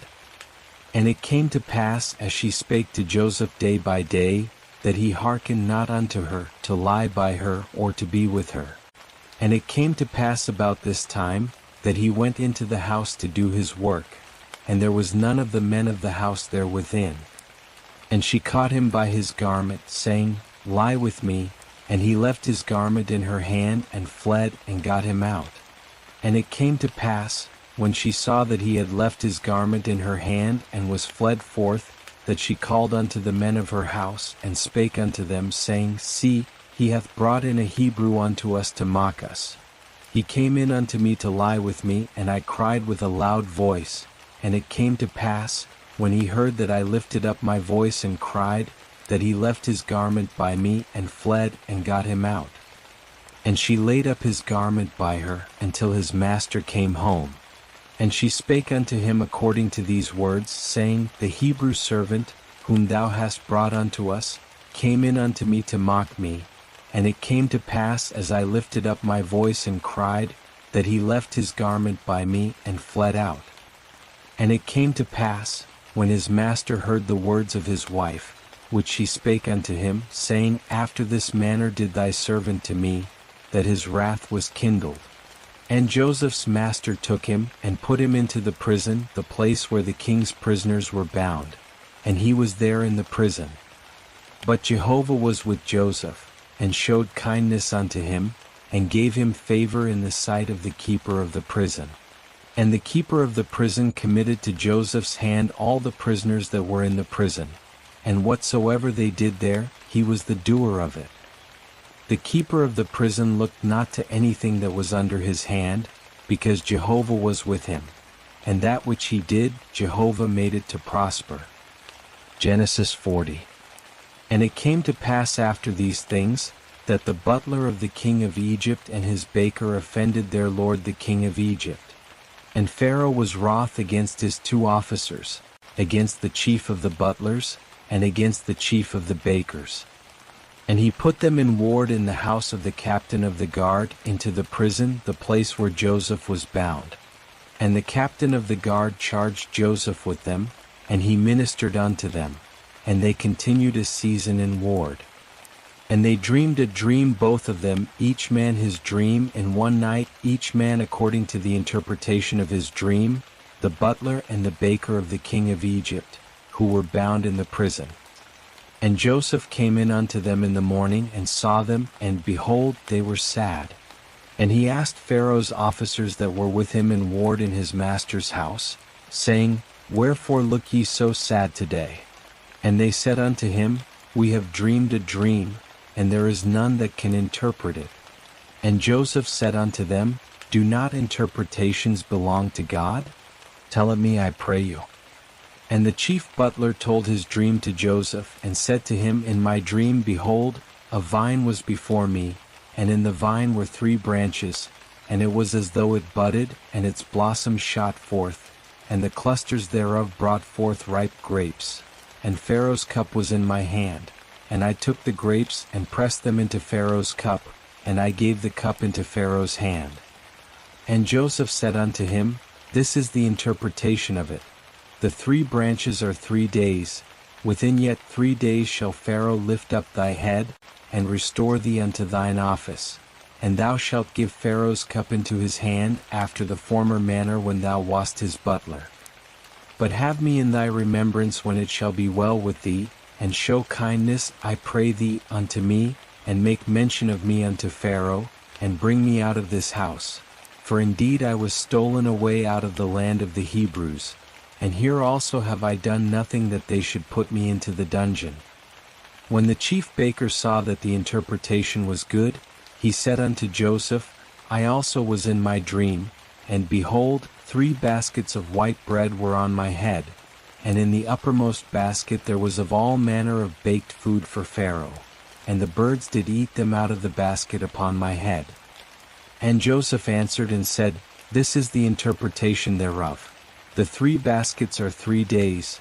Within yet 3 days shall Pharaoh lift up thy head from off thee, and shall hang thee on a tree, and the birds shall eat thy flesh from off thee. And it came to pass the 3rd day, which was Pharaoh's birthday, that he made a feast unto all his servants. And he lifted up the head of the chief butler and the head of the chief baker among his servants. And he restored the chief butler unto his butlership again, and he gave the cup into Pharaoh's hand, but he hanged the chief baker, as Joseph had interpreted to them. Yet did not the chief butler remember Joseph, but forgat him. Genesis 41. And it came to pass at the end of 2 full years that Pharaoh dreamed, and behold, he stood by the river. And behold, there came up out of the river 7 kine, well-favored and fat-fleshed, and they fed in the reed grass. And behold, 7 other kine came up after them out of the river, ill-favored and lean-fleshed, and stood by the other kine upon the brink of the river. And the ill-favored and lean-fleshed kine did eat up the 7 well-favored and fat kine. So Pharaoh awoke. And he slept and dreamed a 2nd time. And behold, 7 ears of grain came up upon one stalk, rank and good. And behold, 7 ears, thin and blasted with the east wind, sprung up after them. And the thin ears swallowed up the 7 rank and full ears. And Pharaoh awoke, and behold, it was a dream. And it came to pass in the morning that his spirit was troubled, and he sent and called for all the magicians of Egypt, and all the wise men thereof. And Pharaoh told them his dream, but there was none that could interpret them unto Pharaoh. Then spake the chief butler unto Pharaoh, saying, I do remember my faults this day. Pharaoh was wroth with his servants, and put me in ward in the house of the captain of the guard, me and the chief baker. And we dreamed a dream in one night, I and he. We dreamed each man according to the interpretation of his dream. And there was with us there a young man, a Hebrew, servant to the captain of the guard. And we told him, and he interpreted to us our dreams. To each man according to his dream he did interpret. And it came to pass, as he interpreted to us, so it was, me he restored unto mine office, and him he hanged. Then Pharaoh sent and called Joseph, and they brought him hastily out of the dungeon. And he shaved himself, and changed his raiment, and came in unto Pharaoh. And Pharaoh said unto Joseph, I have dreamed a dream, and there is none that can interpret it. And I have heard say of thee, that when thou hearest a dream thou canst interpret it. And Joseph answered Pharaoh, saying, It is not in me. God will give Pharaoh an answer of peace. And Pharaoh spake unto Joseph, In my dream, behold, I stood upon the brink of the river, And behold, there came up out of the river 7 kine, fat-fleshed and well-favored, and they fed in the reed grass. And behold, 7 other kine came up after them, poor and very ill-favored and lean-fleshed, such as I never saw in all the land of Egypt for badness. And the lean and ill-favored kine did eat up the first 7 fat kine. And when they had eaten them up, it could not be known that they had eaten them, but they were still ill-favored as at the beginning. So I awoke. And I saw in my dream, and behold, 7 ears came up upon one stalk, full and good. And behold, 7 ears, withered, thin, and blasted with the east wind, sprung up after them. And the thin ears swallowed up the 7 good ears. And I told it unto the magicians, but there was none that could declare it to me. And Joseph said unto Pharaoh, The dream of Pharaoh is one. What God is about to do he hath declared unto Pharaoh. The 7 good kine are 7 years, and the 7 good ears are 7 years. The dream is one. And the 7 lean and ill-favored kine that came up after them are 7 years, and also the 7 empty ears blasted with the east wind. They shall be 7 years of famine. That is the thing which I spake unto Pharaoh. What God is about to do he hath showed unto Pharaoh. Behold, there come 7 years of great plenty throughout all the land of Egypt, and there shall arise after them 7 years of famine, and all the plenty shall be forgotten in the land of Egypt, and the famine shall consume the land, and the plenty shall not be known in the land by reason of that famine which followeth, for it shall be very grievous. And for that the dream was doubled unto Pharaoh, it is because the thing is established by God, and God will shortly bring it to pass. Now therefore let Pharaoh look out a man discreet and wise, and set him over the land of Egypt. Let Pharaoh do this, and let him appoint overseers over the land, and take up the 5th part of the land of Egypt in the 7 plenteous years. And let them gather all the food of these good years that come, and lay up grain under the hand of Pharaoh for food in the cities, and let them keep it. And the food shall be for a store to the land against the 7 years of famine, which shall be in the land of Egypt, that the land perish not through the famine. And the thing was good in the eyes of Pharaoh, and in the eyes of all his servants. And Pharaoh said unto his servants, Can we find such a one as this, a man in whom the Spirit of God is?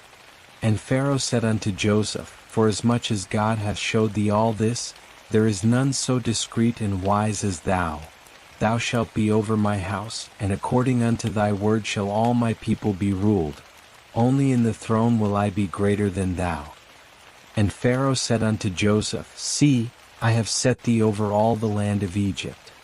And Pharaoh took off his signet ring from his hand, and put it upon Joseph's hand, and arrayed him in vestures of fine linen, and put a gold chain about his neck, and he made him to ride in the 2nd chariot which he had. And they cried before him, Bow the knee, and he set him over all the land of Egypt. And Pharaoh said unto Joseph, I am Pharaoh, and without thee shall no man lift up his hand or his foot in all the land of Egypt. And Pharaoh called Joseph's name Zaphanath-Paneah, and he gave him to wife Asenath, the daughter of Potiphar priest of On. And Joseph went out over the land of Egypt. And Joseph was 30 years old when he stood before Pharaoh king of Egypt. And Joseph went out from the presence of Pharaoh, and went throughout all the land of Egypt. And in the 7 plenteous years the earth brought forth by handfuls. And he gathered up all the food of the 7 years which were in the land of Egypt, and laid up the food in the cities. The food of the field, which was round about every city, laid he up in the same. And Joseph laid up grain as the sand of the sea very much, until he left off numbering, for it was without number. And unto Joseph were born 2 sons before the year of famine came, whom Asenath, the daughter of Potiphar priest of On, bare unto him. And Joseph called the name of the firstborn Manasseh, for, said he, God hath made me forget all my toil and all my father's house. And the name of the second called he Ephraim, for God hath made me fruitful in the land of my affliction. And the 7 years of plenty that was in the land of Egypt, came to an end. And the 7 years of famine began to come, according as Joseph had said, and there was famine in all lands, but in all the land of Egypt there was bread. And when all the land of Egypt was famished, the people cried to Pharaoh for bread. And Pharaoh said unto all the Egyptians, Go unto Joseph, what he saith to you do. And the famine was over all the face of the earth. And Joseph opened all the storehouses and sold unto the Egyptians. And the famine was sore in the land of Egypt. And all countries came into Egypt to Joseph to buy grain, because the famine was sore in all the earth. Genesis 42. Now Jacob saw that there was grain in Egypt, and Jacob said unto his sons, Why do ye look one upon another? And he said, Behold, I have heard that there is grain in Egypt. Get you down thither, and buy for us from thence, that we may live and not die. And Joseph's 10 brethren went down to buy grain from Egypt. But Benjamin, Joseph's brother, Jacob sent not with his brethren, for he said, Lest peradventure harm befall him. And the sons of Israel came to buy among those that came, for the famine was in the land of Canaan. And Joseph was the governor over the land. He it was that sold to all the people of the land. And Joseph's brethren came, and bowed down themselves to him with their faces to the earth. And Joseph saw his brethren, and he knew them, but made himself strange unto them, and spake roughly with them. And he said unto them, Whence come ye? And they said, From the land of Canaan to buy food. And Joseph knew his brethren, but they knew not him. And Joseph remembered the dreams which he dreamed of them, and said unto them, Ye are spies, to see the nakedness of the land ye are come. And they said unto him, Nay, my lord, but to buy food are thy servants come. We are all one man's sons. We are true men, thy servants are no spies. And he said unto them, Nay, but to see the nakedness of the land ye are come. And they said, We thy servants are 12 brethren, the sons of one man in the land of Canaan. And behold, the youngest is this day with our father, and one is not. And Joseph said unto them, That is it that I spake unto you, saying, Ye are spies. Hereby ye shall be proved. By the life of Pharaoh ye shall not go forth hence, except your youngest brother come hither. Send one of you, and let him fetch your brother, and ye shall be bound, that your words may be proved, whether there be truth in you, or else by the life of Pharaoh surely ye are spies. And he put them all together into ward 3 days. And Joseph said unto them the 3rd day, This do and live, for I fear God. If ye be true men, let one of your brethren be bound in your prison house. But go ye, carry grain for the famine of your houses, and bring your youngest brother unto me, so shall your words be verified, and ye shall not die. And they did so. And they said one to another, We are verily guilty concerning our brother, in that we saw the distress of his soul, when he besought us, and we would not hear. Therefore is this distress come upon us. And Reuben answered them, saying, Spake I not unto you, saying, Do not sin against the child, and ye would not hear? Therefore also, behold, his blood is required. And they knew not that Joseph understood them, for there was an interpreter between them. And he turned himself about from them, and wept. And he returned to them, and spake to them, and took Simeon from among them, and bound him before their eyes. Then Joseph commanded to fill their vessels with grain, and to restore every man's money into his sack, and to give them provision for the way, and thus was it done unto them. And they laded their asses with their grain, and departed thence. And as one of them opened his sack to give his ass provender in the lodging place, he espied his money, and behold, it was in the mouth of his sack. And he said unto his brethren, My money is restored, and lo, it is even in my sack. And their heart failed them, and they turned trembling one to another, saying, What is this that God hath done unto us? And they came unto Jacob their father unto the land of Canaan, and told him all that had befallen them, saying, The man, the lord of the land, spake roughly with us, and took us for spies of the country. And we said unto him, We are true men, We are no spies. We are 12 brethren, sons of our father. One is not, and the youngest is this day with our father in the land of Canaan. And the man, the Lord of the land, said unto us, Hereby shall I know that ye are true men. Leave one of your brethren with me, and take grain for the famine of your houses, and go your way, and bring your youngest brother unto me. Then shall I know that ye are no spies, but that ye are true men. So will I deliver you your brother, and ye shall traffic in the land. And it came to pass as they emptied their sacks, that, behold, every man's bundle of money was in his sack. And when they and their father saw their bundles of money, they were afraid. And Jacob their father said unto them, Me have ye bereaved of my children. Joseph is not, and Simeon is not, and ye will take Benjamin away. All these things are against me. And Reuben spake unto his father, saying, Slay my 2 sons, if I bring him not to thee. Deliver him into my hand, and I will bring him to thee again. And he said, My son shall not go down with you, for his brother is dead, and he only is left. If harm befall him by the way in which ye go, then will ye bring down my gray hairs with sorrow to Sheol. Genesis 43. And the famine was sore in the land. And it came to pass, when they had eaten up the grain which they had brought out of Egypt, their father said unto them, Go again, buy us a little food. And Judah spake unto him, saying, The man did solemnly protest unto us, saying, Ye shall not see my face, except your brother be with you. If thou wilt send our brother with us, we will go down and buy thee food.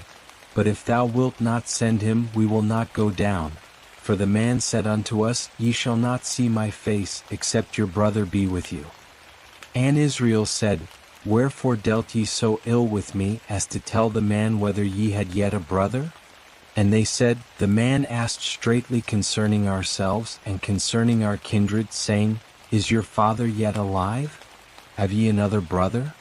And we told him according to the tenor of these words.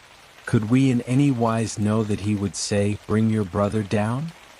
And Judah said unto Israel his father, Send the lad with me, and we will arise and go, that we may live and not die, both we and thou, and also our little ones. I will be surety for him. Of my hand shalt thou require him. If I bring him not unto thee, and set him before thee, then let me bear the blame forever. For except we had lingered, surely we had now returned a second time. And their father Israel said unto them, If it be so now, do this. Take of the choice fruits of the land in your vessels, and carry down the man a present, a little balm, and a little honey, spicery, and myrrh, nuts, and almonds, and take double money in your hand, and the money that was returned in the mouth of your sacks carry again in your hand. Peradventure it was an oversight. Take also your brother, and arise, go again unto the man, and God Almighty give you mercy before the man, that he may release unto you your other brother and Benjamin. And if I be bereaved of my children, I am bereaved. And the men took that present, and they took double money in their hand and Benjamin, and rose up, and went down to Egypt, and stood before Joseph.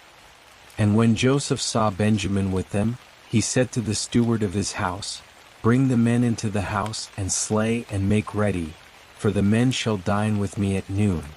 And the man did as Joseph bade, and the man brought the men to Joseph's house.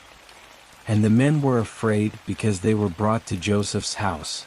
And they said, Because of the money that was returned in our sacks at the first time are we brought in, that he may seek occasion against us, and fall upon us, and take us for bondmen, and our asses. And they came near to the steward of Joseph's house, and they spake unto him at the door of the house, and said, O my lord, we came indeed down at the first time to buy food. And it came to pass, when we came to the lodging place, that we opened our sacks, and behold, every man's money was in the mouth of his sack, our money in full weight, and we have brought it again in our hand. And other money have we brought down in our hand to buy food. We know not who put our money in our sacks. And he said, Peace be to you, fear not.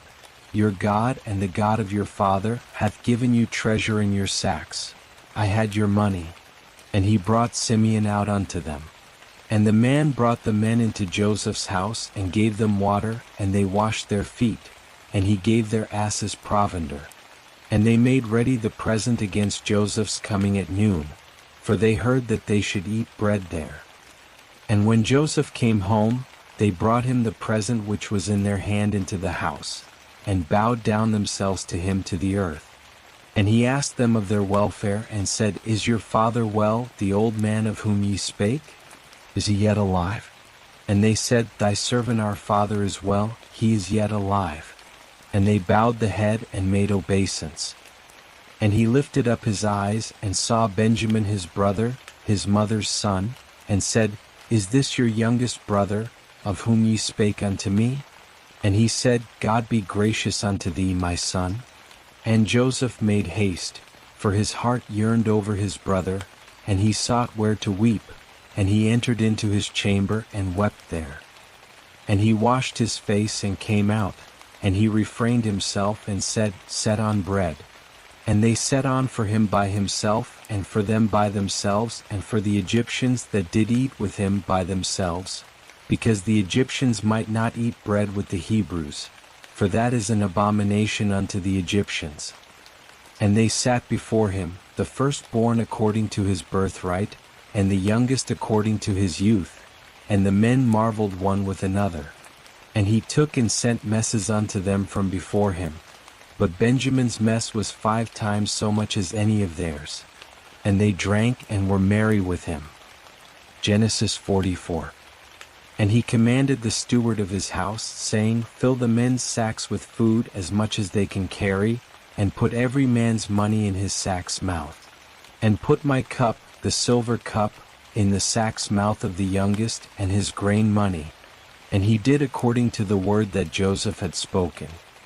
As soon as the morning was light, the men were sent away, they and their asses.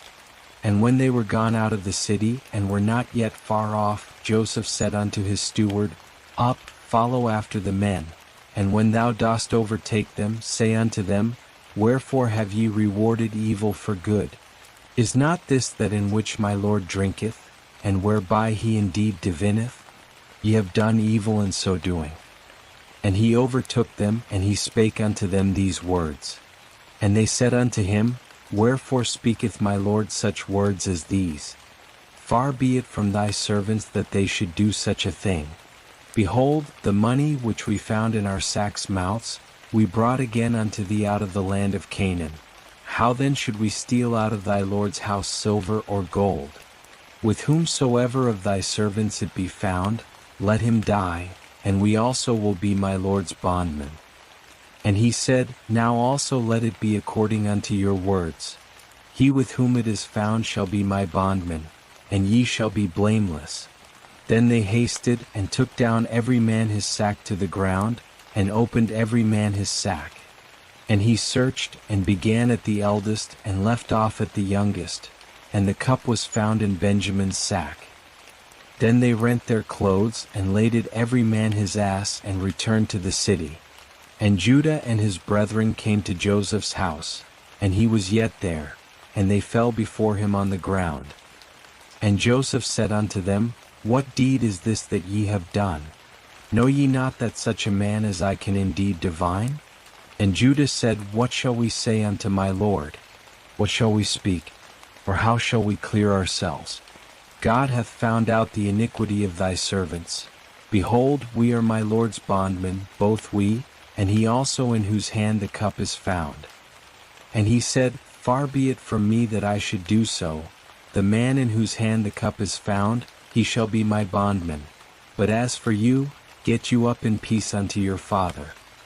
Then Judah came near unto him, and said, O my Lord, let thy servant, I pray thee, speak a word in my Lord's ears, and let not thine anger burn against thy servant, for thou art even as Pharaoh. My Lord asked his servants, saying, Have ye a father or a brother?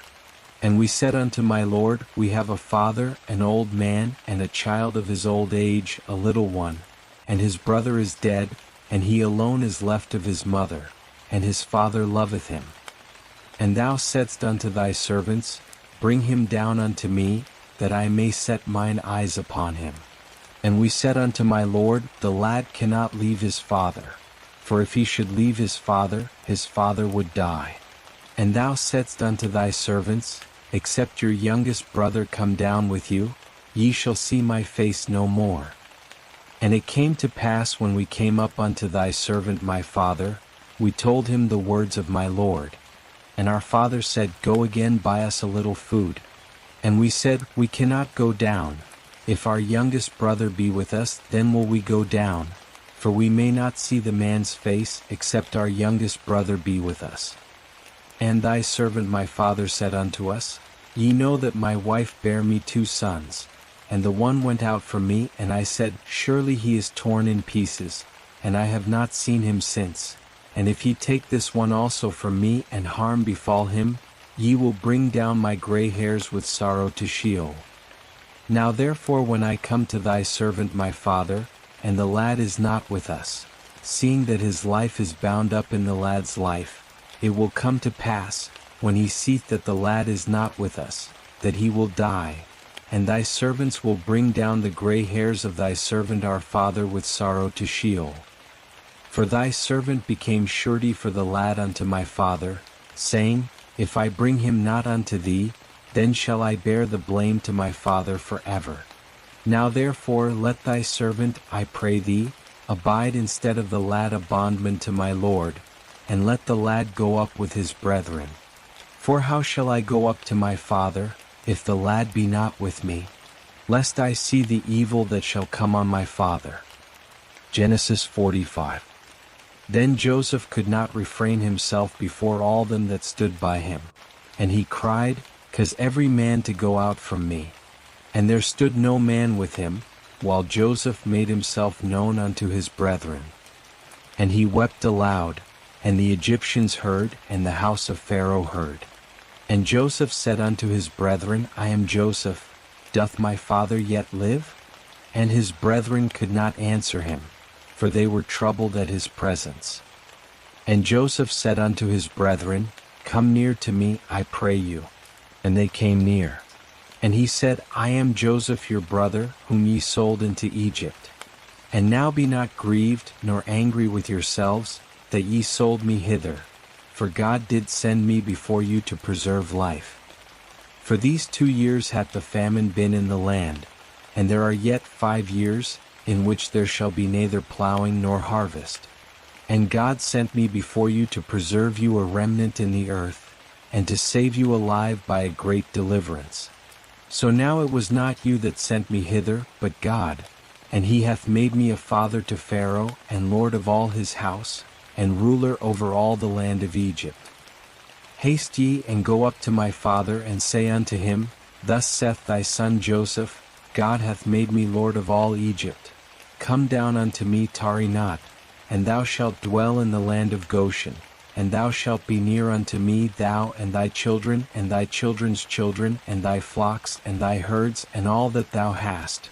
And there will I nourish thee, for there are yet 5 years of famine, lest thou come to poverty, thou, and thy household, and all that thou hast. And behold, your eyes see, and the eyes of my brother Benjamin, that it is my mouth that speaketh unto you. And ye shall tell my father of all my glory in Egypt, and of all that ye have seen, and ye shall haste and bring down my father hither. And he fell upon his brother Benjamin's neck, and wept, and Benjamin wept upon his neck. And he kissed all his brethren, and wept upon them. And after that his brethren talked with him. And the report thereof was heard in Pharaoh's house, saying, Joseph's brethren are come. And it pleased Pharaoh well, and his servants. And Pharaoh said unto Joseph, Say unto thy brethren, This do ye, lade your beasts, and go, get you unto the land of Canaan, and take your father and your households, and come unto me, and I will give you the good of the land of Egypt, and ye shall eat the fat of the land. Now thou art commanded, this do ye, take you wagons out of the land of Egypt for your little ones and for your wives, and bring your father, and come. Also regard not your stuff, for the good of all the land of Egypt is yours. And the sons of Israel did so, and Joseph gave them wagons according to the commandment of Pharaoh, and gave them provision for the way. To all of them he gave each man changes of raiment. But to Benjamin he gave 300 pieces of silver and 5 changes of raiment. And to his father he sent after this manner: 10 asses laden with the good things of Egypt, and 10 she-asses laden with grain and bread and provision for his father by the way. So he sent his brethren away, and they departed. And he said unto them, See that ye fall not out by the way.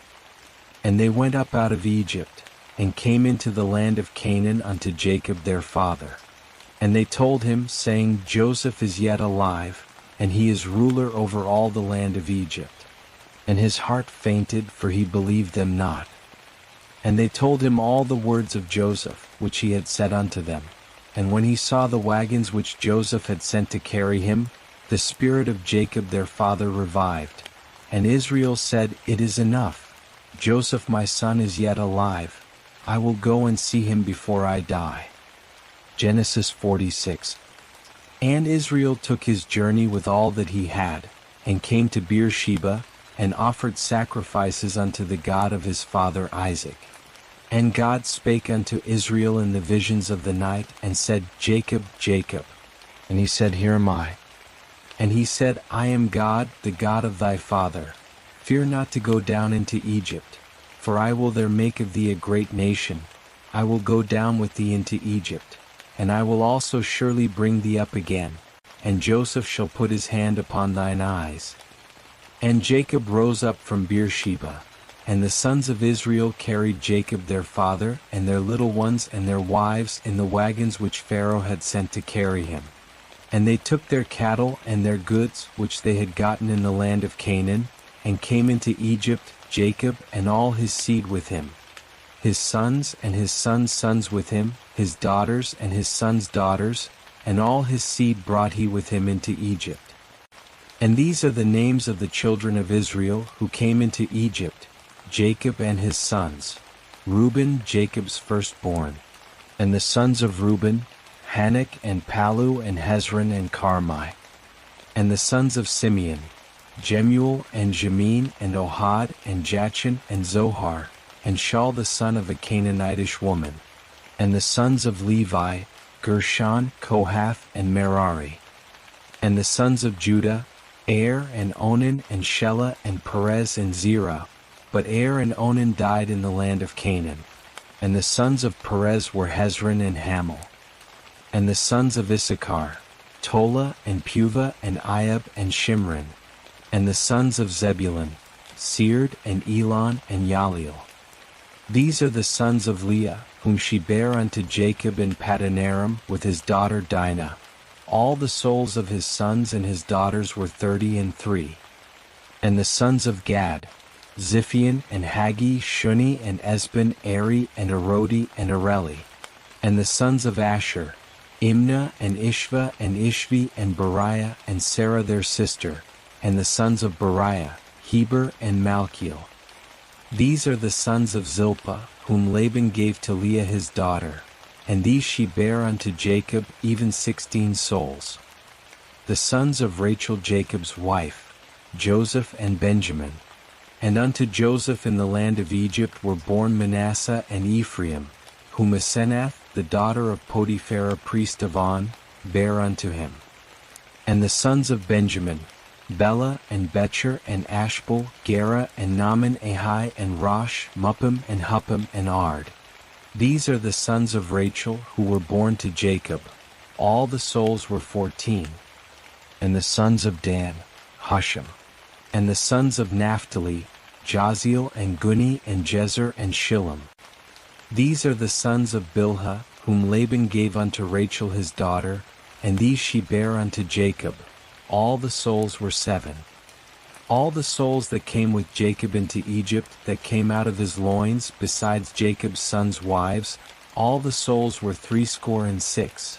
And the sons of Joseph, who were born to him in Egypt, were 2 souls. All the souls of the house of Jacob that came into Egypt were 70. And he sent Judah before him unto Joseph, to show the way before him unto Goshen. And they came into the land of Goshen. And Joseph made ready his chariot, and went up to meet Israel his father to Goshen.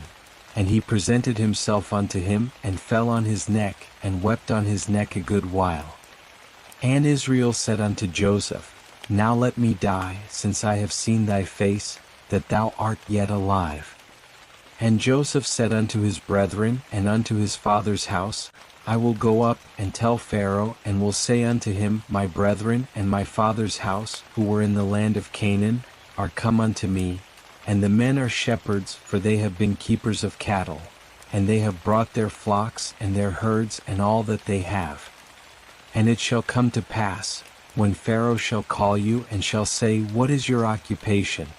That ye shall say, Thy servants have been keepers of cattle from our youth even until now, both we and our fathers, that ye may dwell in the land of Goshen, for every shepherd is an abomination unto the Egyptians. Genesis 47. Then Joseph went in and told Pharaoh and said, My father and my brethren and their flocks and their herds and all that they have are come out of the land of Canaan, and, behold, they are in the land of Goshen. And from among his brethren he took 5 men, and presented them unto Pharaoh. And Pharaoh said unto his brethren, What is your occupation? And they said unto Pharaoh, Thy servants are shepherds, both we and our fathers. And they said unto Pharaoh, To sojourn in the land are we come, for there is no pasture for thy servants' flocks, for the famine is sore in the land of Canaan. Now therefore we pray thee, let thy servants dwell in the land of Goshen. And Pharaoh spake unto Joseph, saying, Thy father and thy brethren are come unto thee, the land of Egypt is before thee, in the best of the land make thy father and thy brethren to dwell, in the land of Goshen let them dwell, and if thou knowest any able men among them, then make them rulers over my cattle. And Joseph brought in Jacob his father, and set him before Pharaoh, and Jacob blessed Pharaoh. And Pharaoh said unto Jacob, How many are the days of the years of thy life? And Jacob said unto Pharaoh, The days of the years of my pilgrimage are 130 years. Few and evil have been the days of the years of my life, and they have not attained unto the days of the years of the life of my fathers in the days of their pilgrimage. And Jacob blessed Pharaoh, and went out from the presence of Pharaoh. And Joseph placed his father and his brethren, and gave them a possession in the land of Egypt, in the best of the land, in the land of Ramesses, as Pharaoh had commanded. And Joseph nourished his father and his brethren, and all his father's household, with bread, according to their families. And there was no bread in all the land, for the famine was very sore, so that the land of Egypt and the land of Canaan fainted by reason of the famine. And Joseph gathered up all the money that was found in the land of Egypt, and in the land of Canaan, for the grain which they bought. And Joseph brought the money into Pharaoh's house. And when the money was all spent in the land of Egypt, and in the land of Canaan, all the Egyptians came unto Joseph, and said, Give us bread, for why should we die in thy presence? For our money faileth. And Joseph said, Give your cattle, and I will give you for your cattle, if money fail. And they brought their cattle unto Joseph, and Joseph gave them bread in exchange for the horses, and for the flocks, and for the herds, and for the asses, and he fed them with bread in exchange for all their cattle for that year. And when that year was ended, they came unto him the 2nd year, and said unto him, We will not hide from my lord, how that our money is all spent, and the herds of cattle are my lord's. There is not left in the sight of my lord, but our bodies and our lands. Wherefore should we die before thine eyes, both we and our land? Buy us and our land for bread, and we and our land will be servants unto Pharaoh. And give us seed, that we may live and not die, and that the land be not desolate. So Joseph bought all the land of Egypt for Pharaoh, for the Egyptians sold every man his field, because the famine was sore upon them, and the land became Pharaoh's. And as for the people, he removed them to the cities from one end of the border of Egypt even to the other end thereof. Only the land of the priests bought he not, for the priests had a portion from Pharaoh, and did eat their portion which Pharaoh gave them, wherefore they sold not their land. Then Joseph said unto the people, Behold, I have bought you this day in your land for Pharaoh. Lo, here is seed for you, and ye shall sow the land. And it shall come to pass at the ingatherings, that ye shall give a fifth unto Pharaoh, and 4 parts shall be your own, for seed of the field, and for your food, and for them of your households, and for food for your little ones. And they said, Thou hast saved our lives. Let us find favor in the sight of my Lord, and we will be Pharaoh's servants. And Joseph made it a statute concerning the land of Egypt unto this day, that Pharaoh should have the fifth. Only the land of the priests alone became not Pharaoh's. And Israel dwelt in the land of Egypt, in the land of Goshen. And they gat them possessions therein, and were fruitful, and multiplied exceedingly. And Jacob lived in the land of Egypt 17 years. So the days of Jacob, the years of his life, were 147 years. And the time drew near that Israel must die, and he called his son Joseph, and said unto him, If now I have found favor in thy sight, put, I pray thee, thy hand under my thigh, and deal kindly and truly with me. Bury me not, I pray thee, in Egypt. But when I sleep with my fathers, thou shalt carry me out of Egypt, and bury me in their burying place. And he said, I will do as thou hast said. And he said, Swear unto me, and he sware unto him. And Israel bowed himself upon the bed's head. Genesis 48. And it came to pass after these things, that one said to Joseph, Behold, thy father is sick. And he took with him his 2 sons, Manasseh and Ephraim. And one told Jacob, and said, Behold, thy son Joseph cometh unto thee. And Israel strengthened himself, and sat upon the bed.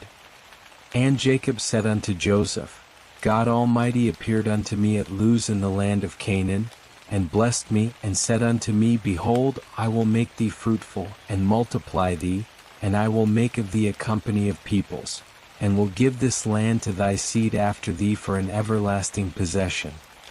And now thy 2 sons, who were born unto thee in the land of Egypt before I came unto thee into Egypt, are mine. Ephraim and Manasseh, even as Reuben and Simeon, shall be mine.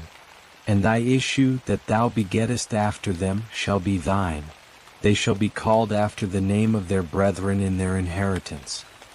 And as for me, when I came from Paddan, Rachel died by me in the land of Canaan in the way, when there was still some distance to come unto Ephrath.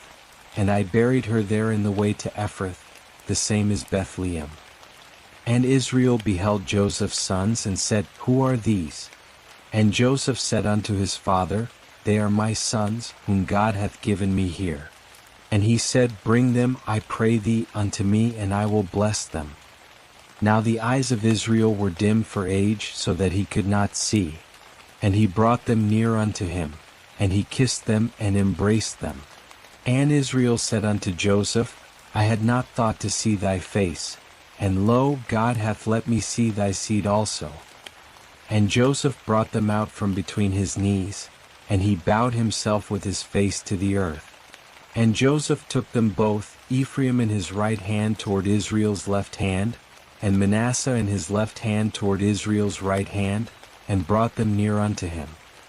And Israel stretched out his right hand, and laid it upon Ephraim's head, who was the younger, and his left hand upon Manasseh's head, guiding his hands wittingly, for Manasseh was the firstborn.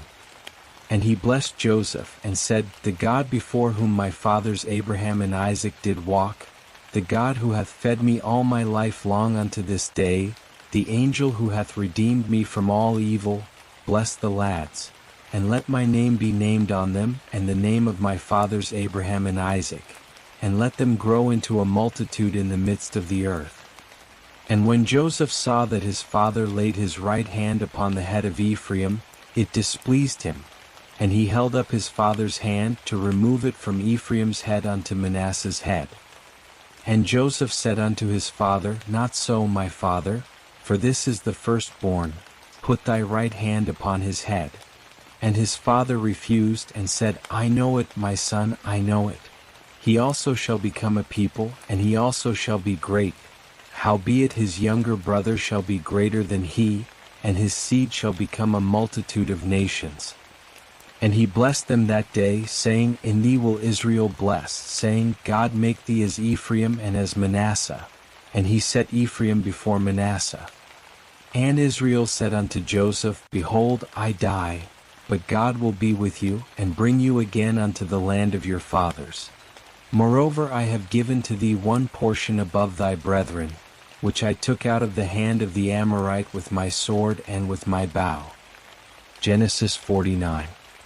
And Jacob called unto his sons, and said, Gather yourselves together, that I may tell you that which shall befall you in the latter days. Assemble yourselves, and hear, ye sons of Jacob, and hearken unto Israel your father. Reuben, thou art my firstborn, my might, and the beginning of my strength, the preeminence of dignity and the preeminence of power. Boiling over as water, thou shalt not have the preeminence, because thou wentest up to thy father's bed, then defiledst thou it. He went up to my couch. Simeon and Levi are brethren, weapons of violence are their swords. O my soul, come not thou into their council, unto their assembly, my glory, be not thou united. For in their anger they slew a man, and in their self-will they hawked an ox. Cursed be their anger, for it was fierce, and their wrath, for it was cruel. I will divide them in Jacob, and scatter them in Israel. Judah, thee shall thy brethren praise. Thy hand shall be on the neck of thine enemies. Thy father's sons shall bow down before thee. Judah is a lion's whelp. From the prey, my son, thou art gone up. He stooped down, he couched as a lion and as a lioness. Who shall rouse him up? The scepter shall not depart from Judah, nor the ruler's staff from between his feet, until Shiloh come. And unto him shall the obedience of the peoples be. Binding his foal unto the vine, and his ass's colt unto the choice vine. He hath washed his garments in wine, and his vesture in the blood of grapes. His eyes shall be red with wine, and his teeth white with milk. Zebulun shall dwell at the haven of the sea, and he shall be for a haven of ships, and his border shall be upon Sidon. Issachar is a strong ass, couching down between the sheepfolds, and he saw a resting place that it was good, and the land that it was pleasant. And he bowed his shoulder to bear, and became a servant under taskwork. Dan shall judge his people, as one of the tribes of Israel. Dan shall be a serpent in the way, an adder in the path, that biteth the horse's heels, so that his rider falleth backward. I have waited for thy salvation, O Jehovah. Gad, a troop shall press upon him, but he shall press upon their heel. Out of Asher his bread shall be fat, and he shall yield royal dainties. Naphtali is a hind let loose, he giveth goodly words. Joseph is a fruitful bough by a fountain. His branches run over the wall. The archers have sorely grieved him, and shot at him, and persecuted him. But his bow abode in strength, and the arms of his hands were made strong, by the hands of the mighty one of Jacob. From thence is the shepherd, the stone of Israel, even by the God of thy father, who shall help thee, and by the Almighty, who shall bless thee with blessings of heaven above, blessings of the deep that coucheth beneath, blessings of the breasts, and of the womb. The blessings of thy father have prevailed above the blessings of my progenitors unto the utmost bound of the everlasting hills. They shall be on the head of Joseph, and on the crown of the head of him that was separate from his brethren. Benjamin is a wolf that raveneth. In the morning he shall devour the prey, and at even he shall divide the spoil. All these are the 12 tribes of Israel, and this is it that their father spake unto them and blessed them. Every one according to his blessing he blessed them. And he charged them, and said unto them, I am to be gathered unto my people. Bury me with my fathers in the cave that is in the field of Ephron the Hittite, in the cave that is in the field of Machpelah, which is before Mamre, in the land of Canaan, which Abraham bought with the field from Ephron the Hittite for a possession of a burying place. There they buried Abraham and Sarah his wife. There they buried Isaac and Rebekah his wife. And there I buried Leah, the field and the cave that is therein, which was purchased from the children of Heth. And when Jacob made an end of charging his sons, he gathered up his feet into the bed, and yielded up the ghost, and was gathered unto his people.